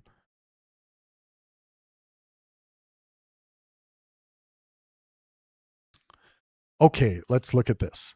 The strongest Pangburnian steel man for Candace Owens. And then we'll do the critique right after. She exposes herself to coalition rupture more than most partisan broadcasters, leaving employers, challenging old allies, and interviewing Hunter Biden / Anna Kasparian are real anti-echo chamber behaviors. She has high investigative stamina and often notices evidentiary defects that consensus commentary compresses, especially visual identification, mixed DNA, legal posture, and source wording. She possesses genuine fallibilist tools, The Hunter Biden correction is unusually strong. The Joe Rogan Experience transcript shows she knows how to say she does not know and how to delay an answer. She often performs a valuable institutional function, refusing to let, quote, official, quote, overwhelming, or, quote, everyone knows substitute for evidence. Her anti-war and civilian harm concerns are normatively serious and sometimes cut against her former political coalition. She has a large auditable archive. A critic can usually find the full episode rather than rely only on hostile clips. She has strong narrative memory and synthesis capacity. Used with disciplined causal testing, that ability could produce excellent investigative work. The strongest Pangburnian critique. Her investigations can mistake density for discrimination. Many connected looking facts may not materially increase the probability of the preferred mechanism. Unanswered questions, legal aggression, source silence, and institutional secrecy are repeatedly treated as affirmative evidence of concealment when they are often non-specific. A valid local correction can be over-leveraged into a global conclusion. Quote, the DNA rhetoric was sloppy does not imply the defendant was framed. She sometimes turns real historical cores into collective guilt narratives, Jewish participation in Hollywood, Khazar history, revolutionary actors, without preserving individual level attribution. High theatrical certainty creates a correction cost problem. Once a claim becomes a series, brand, or community identity, backing down is more reputationally expensive. Legal categories are not consistently firewalled from factual categories, as in the Bridget appellate defamation discussion. Her strongest epistemic skill, pattern generation, is also her strongest risk factor when no competing hypothesis receives the same imaginative development. So the synthesis here, the Steelman and critique are simultaneously true. The fairest conclusion is neither, quote, Owens just ask questions, nor, quote, every question is a conspiracy claim. She is a high capacity suspicion generator whose epistemic quality depends on whether the next step is causal testing or narrative closure.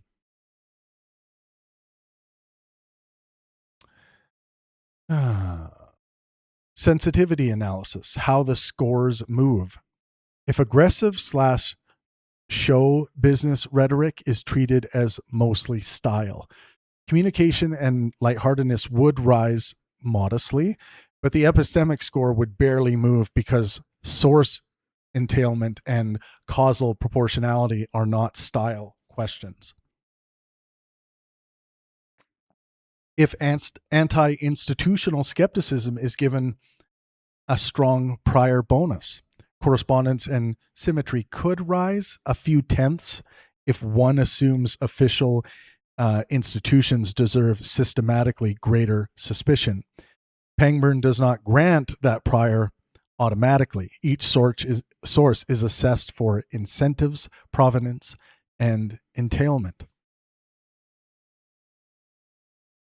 Yeah, and with regards to correspondence and symmetry, she doesn't need a few tenths more upgrade of her score. She needs an order of magnitude. If theological claims are excluded, the evolution / occult cases could still remain partly empirical because they make claims about fossils, the Human Genome Project, Iraq, and causal history. Excluding theology does not immunize empirical propositions embedded in a theological narrative. If reputational harm to public figures is weighted lightly, well-being would rise. The Pangburn framework does not treat public status as zero moral weight. Public figures face legitimate scrutiny, but false categorical accusations can still cause scalable harm, like in the case we just analyzed regarding whether this individual was a male or not. if the Charlie Kirk alternative theory later receives authenticated causal evidence. Several current, quote, unsupported or, quote, unresolved findings must be upgraded. This report is revision ready and explicitly does not freeze current public evidence into permanent truth. So yeah, the overall 6 virtue score, 6.1. This really, the overall wants to be a 7. Epistemic standard overall, 5.6. That's a very rough score. Epistemic skill, 7.6. What she harnesses and when she harnesses it well, that's what the skill is representing. Epistemic discipline, 4.8. That is la poopy.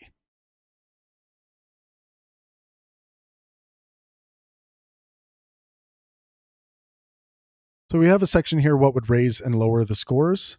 I don't think we need to go through that, but it's a interesting little section. I went through some of that as we've been talking through this. What up, everyone? Make sure you smash that like button. Thanks for being with me.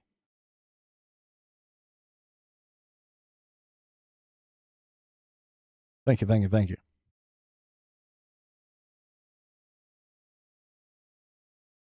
Pangburn recommendations for Owens' own method. Build an anomaly to mechanism firewall. Number 1.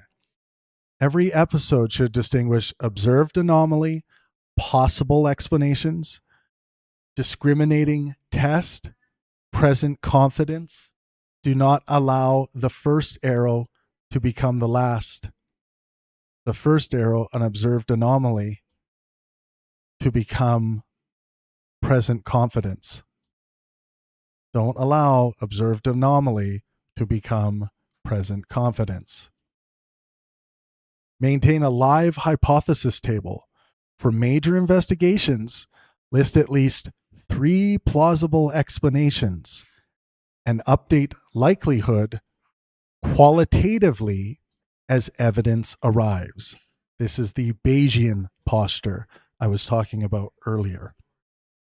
Label source lineage. Mark primary, named secondary, anonymous, derivative, internet lead. 5 reposts of one anonymous tip remain one lineage. Separate, quote, interesting from probative. A coincidence can be fascinating without being strong evidence. Use those labels on screen. Ban group to individual inference. Ban it from your lexicon, from your way of thinking. Historical, Jewish, Khazar, Catholic, Mormon, military, or intelligence affiliation should never substitute for actor-specific evidence of conduct. Stop with the group attribution. That is low-resolution thinking. You want to move towards specificity. You want to atomize those situations. Who are the actors involved that we're targeting with this inquiry? Treat legal rulings atomically. State what element/procedure the court resolved and what it did not resolve. Add a correction ritual. A recurring, quote, what changed segment would turn correction into a prestige signal and reduce sunk cost pressure. Preserve her best Robinson case habits everywhere. Her best Robinson case habits everywhere. The same precision applied to mixed DNA and surveillance uncertainty should control Bridget, election, historical, and occult claims. Ask the falsifier question. Before airing a categorical theory, quote, what evidence, if found tomorrow, would make me abandon this. If nothing would, the claim has stopped being forensic. Steelman, the boring explanation. This is a big one. For every extraordinary mechanism, articulate the strongest mundane alternative. Error, coincidence, ordinary secrecy, memory failure, selection bias, and specify why it loses. Final integrated verdict. Does everybody have their pants on?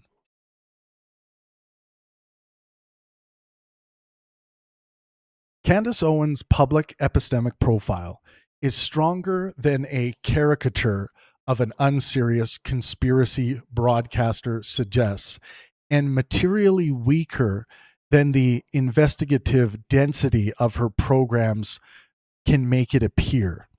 She has real courage to cross coalitions, unusually high curiosity, powerful interviewing instincts, strong memory for discrepancies, substantial work ethic, and genuine examples of correction.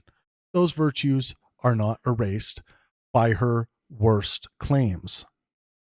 The central defect in the bridge between, quote, something here is unresolved and, quote, therefore this hidden mechanism is probably what happened. Her evidence displays often contain real documents and real anomalies. The failure is frequently inferential rather than fabricated. Legal outcomes are asked to bear factual conclusions they do not decide. Associations are asked to bear causal conclusions they do not establish. Group membership is asked to bear individual guilt. Symbolic patterns are asked to bear intent. Bear, the grizzly bear, showing up again, draw the line, eating cake, cheesecake, mental robots, psyop. From a well-being perspective, the most serious risk is scalable accusation. A broadcaster with millions of listeners can impose reputational and social trust costs far beyond a private conversation.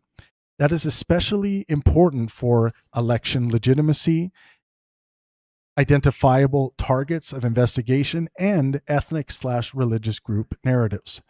At the same time, her anti-war orientation, recovery empathy, and willingness to humanize former enemies are meaningful welfare positives. The highest value Pangburn conclusion is therefore methodological, not partisan. Owens does not need less curiosity or less skepticism. She needs stronger causal friction. Her best work already demonstrates the model. Mixed DNA stays probabilistic, a blurry figure stays unidentified, and a changed moral judgment gets publicly corrected. Universalizing those habits, the habits that already exist, would substantially raise the profile from the standards of Pangburn epistemology and the 6 Pangburn virtues and maxims.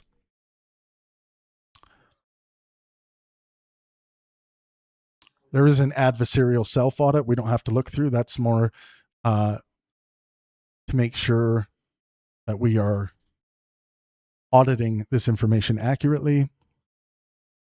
Here's the public behavior evidence ledger. This ledger converts the narrative profile into 102 auditable behavioral units. It is not an exhaustive lifetime count and must not be used as a denominator for a virtue or misinformation rate. So again, more information related to the audit.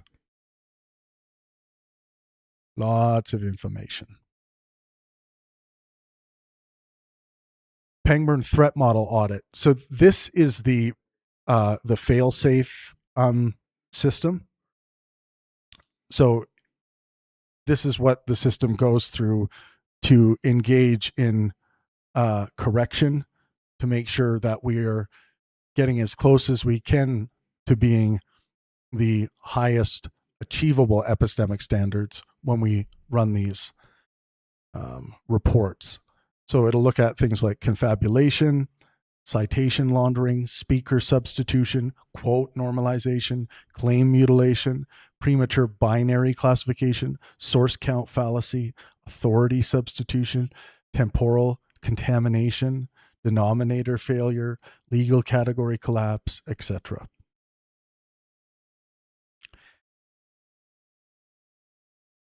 There's a ethical and epistemic worldview architecture here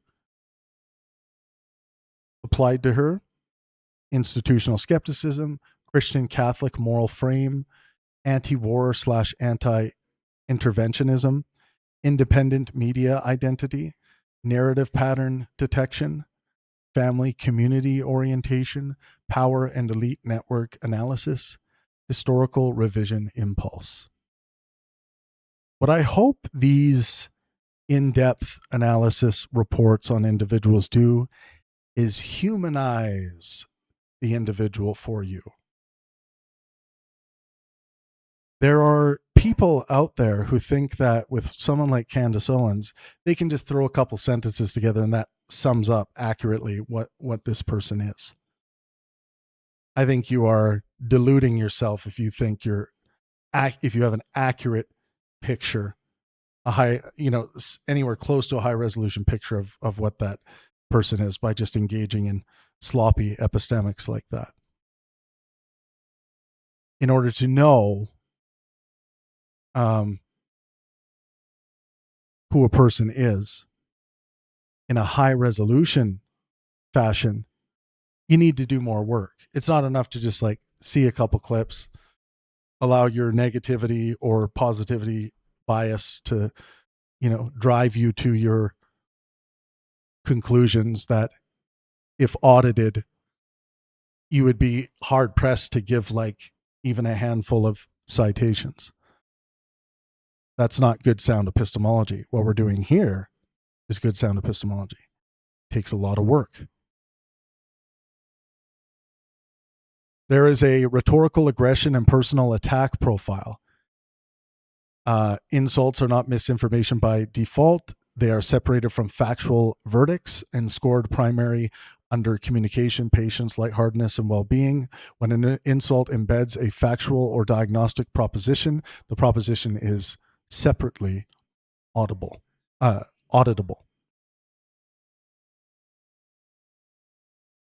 So it gets into the habits, the personal attack habits, the rhetorical aggression habits. Things like target nicknaming.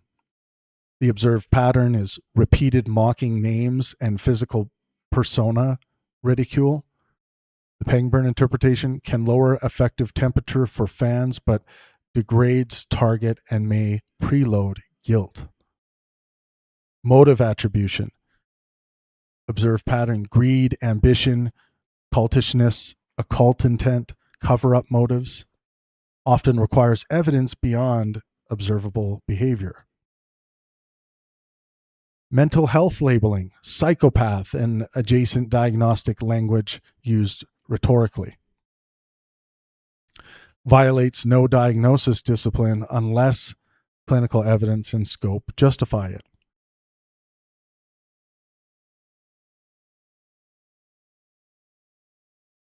Group degrading language, quote, filth, Jewish supremacists, collective criminal narratives, etc.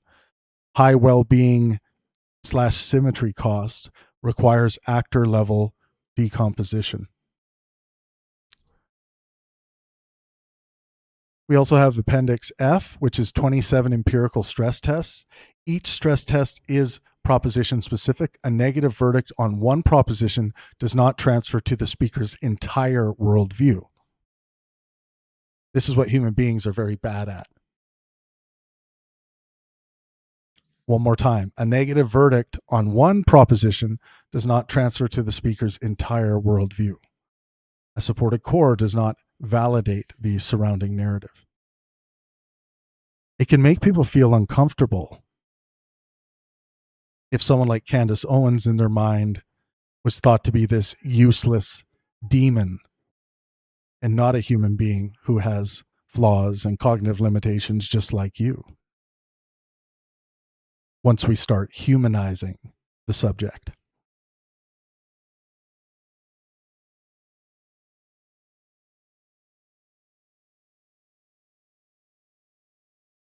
Yeah, so a lot of empirical stress tests there. Appendix G, research gaps, unresolved questions, and source register. Oh, did I freeze? I hope not. You guys still there?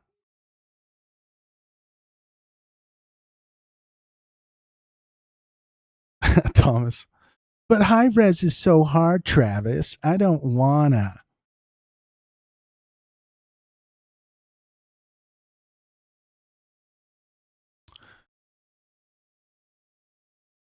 So Appendix G is just outlining some research gaps, unresolved questions, and source register.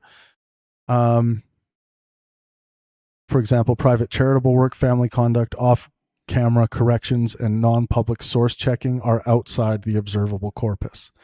That's something really important to remember about public figures.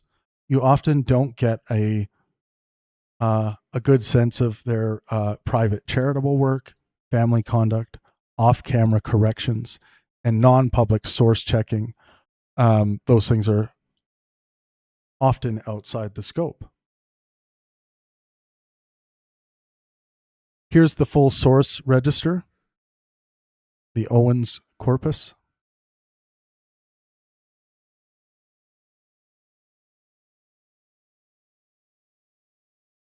The closing standard for the source register. The objective is not to make a commentator sound certain. The objective is to make unjustified certainty difficult. Applied to Candace Owens, that means rewarding the real anomalies she identifies, preserving every legitimate correction she makes, and refusing to let narrative density substitute for causal proof. So yes, when we look at after we've gone through the entire thing, we go back and we look at the virtue scores, 6.1 out of 10. I consider people to be living the baseline good life in general when the Penguin virtue score is at a 7 or above. So I would say from a Penguin virtue perspective, from a well-being perspective, fallibilism, communication perspective, inspiration perspective, lightheartedness perspective, patience perspective. She's got a lot of work to do. And we went through how those scores can increase. Epistemic score, in much worse shape. She shows signs of being able to employ good, sound, empirical epistemic standards. But the examples are few and far between. We need more examples of that. She needs to be able to recognize that those are the good ways of thinking, the sound epistemic ways of knowledge creation.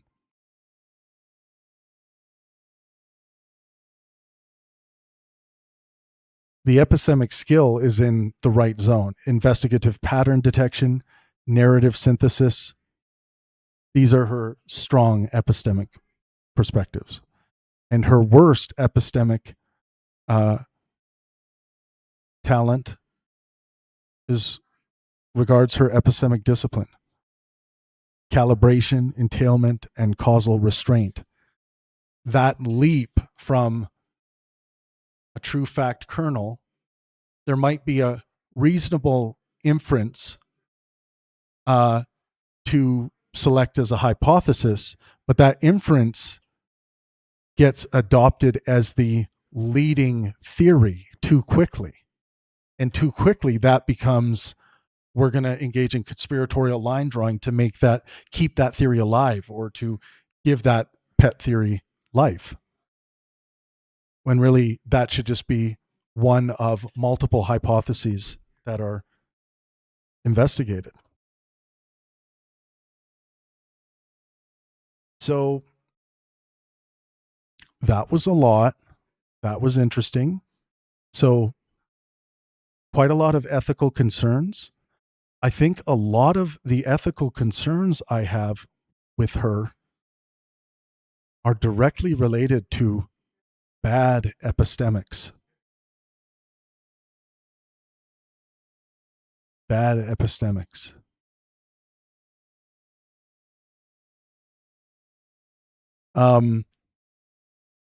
Which is different than Andrew Wilson.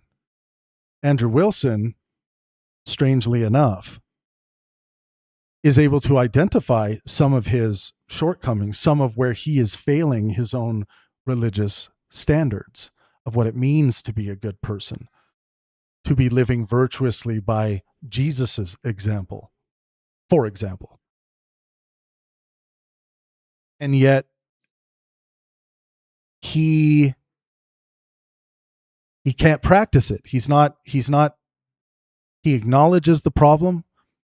Are we going to see much of a different Andrew Wilson in the years to come? Is he actually going to, because he's a Christian. I mean, I'm not a Christian, but because he's walking around calling himself a Christian, and he realizes that he is failing. That means he is acting irrationally to his purposes. So when it comes to his ethics, he's not living as a rational man. He needs to rationalize his behavior to his stated purposes, his Christian purposes. And he should take that seriously if he's actually a Christian. So, but I think the issue with Candace Owens is different. I think a lot of it is just this: she falls victim to bad epistemic practice, bad epistemic hygiene.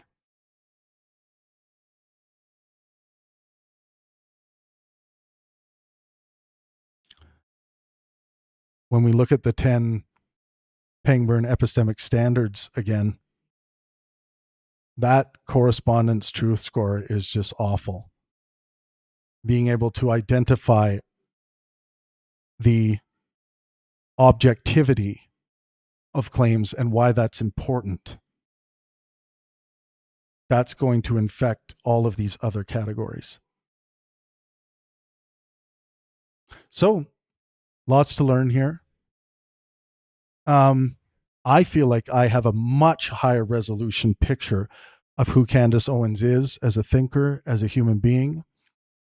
And I hope everyone who comes across this episode, they will try to be more specific in their critiques towards Candace Owens, as opposed to saying like, "Oh, she's a grifter," or just making all these claims and potentially adopting burdens of proof that you can't meet. So hopefully this will lead you to think in a high resolution way, just like we did yesterday with regards to Andrew Wilson, about Candace Owens. The big debate is tomorrow. What the hell time of the day is that debate? Patrick PBD. Patrick Bet David.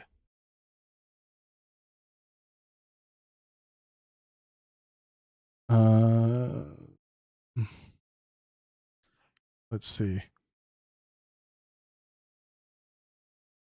Where is that? Here it is. Conservative activists. There's 205 people waiting. There's already 1.2K likes. It is scheduled for... Why can't I see the time? I think someone said 11 Eastern time.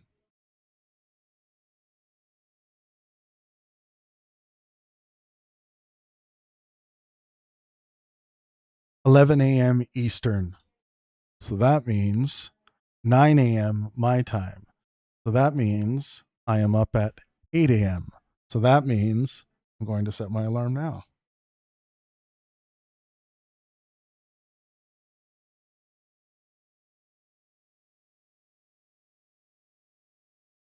8 a.m.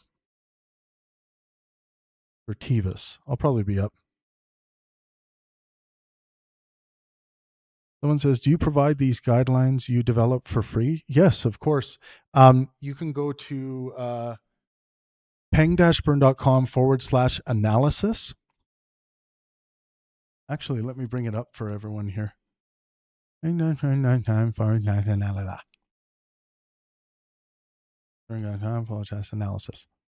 Let's go there. Go to the Peng-Burn website. Yes, I know the Peng-Burn website needs a lot of work. La la la la la.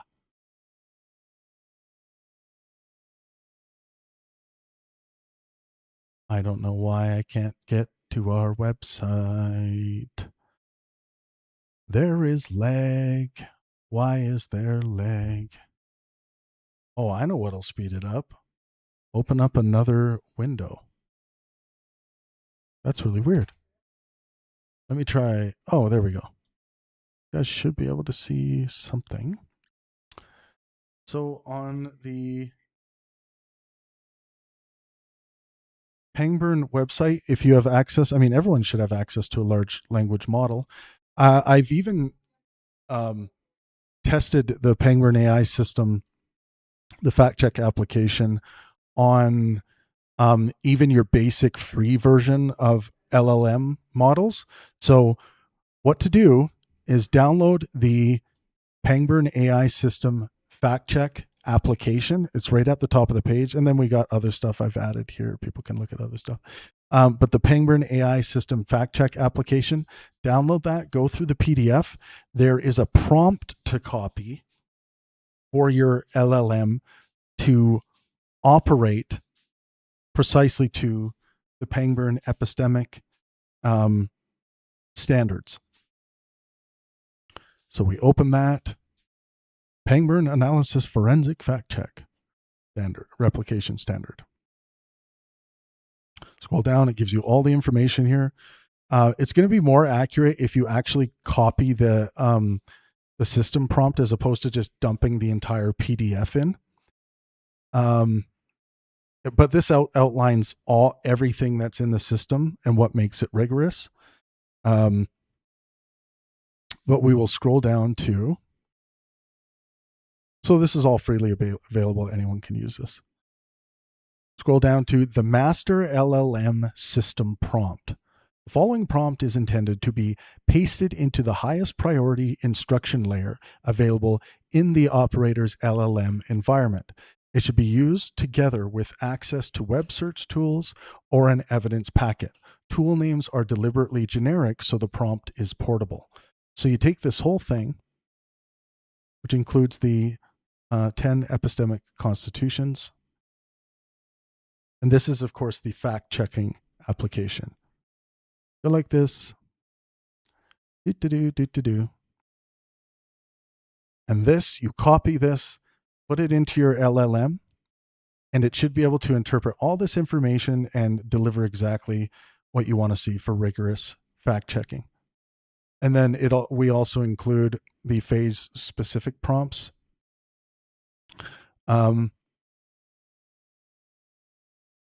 That apply to different kinds of tasks you might be wanting to ask the system to do once it has the master prompt. We have structured schemas and templates, minimal machine readable claim record.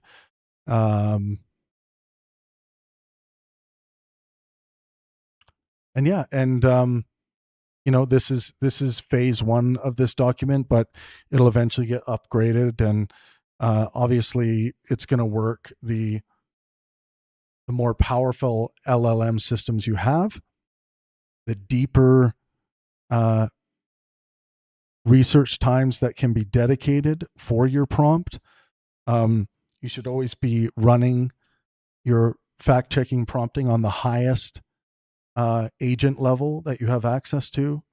Like run it on expert, run it on high,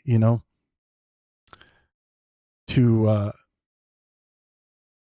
make sure to eliminate any issues. And I would do, if you're creating a report or doing something for like really important purposes, and you want to make sure there are very, very little chances for mistakes, I currently use like a 3-check rule. So I will create the initial report. I will check it over 3 times within my own system, and then 3 times with other systems that don't even have my prompt architecture, the Pangburn analysis architecture in them, just as an extra precaution. And yeah, on rare occasion, an outside system will find like a little optimization, but like there are never any like major findings when I do that.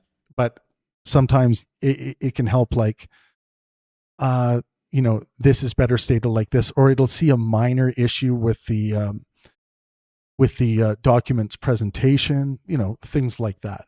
But yeah, going for highest rigor. Okay, everyone. Well, hopefully you smash that like button before you leave if you haven't hit it yet. If you found this valuable, if someone asks about who is Candace Owens, maybe share this with them. This is the rigorous breakdown. I think it's better than just saying Candace Owens is a conspiracy theorist. I would consider that to be low resolution, but I think what we did today is high resolution. But thank you all so much. It was really nice seeing Thomas, Robin in the chat, some of our admin team. Scotty Boy was there, and of course everyone else too. Anyways, it's time to shut her down for tonight. Please make sure you're out there maximizing well-being for yourself and those around you. And I will see you guys tomorrow. We will be live for the debate, and we will be covering everything and moving probably slowly through the debate and fact checking as we go. It'll be a lot of fun. Good night, everyone. Thank you.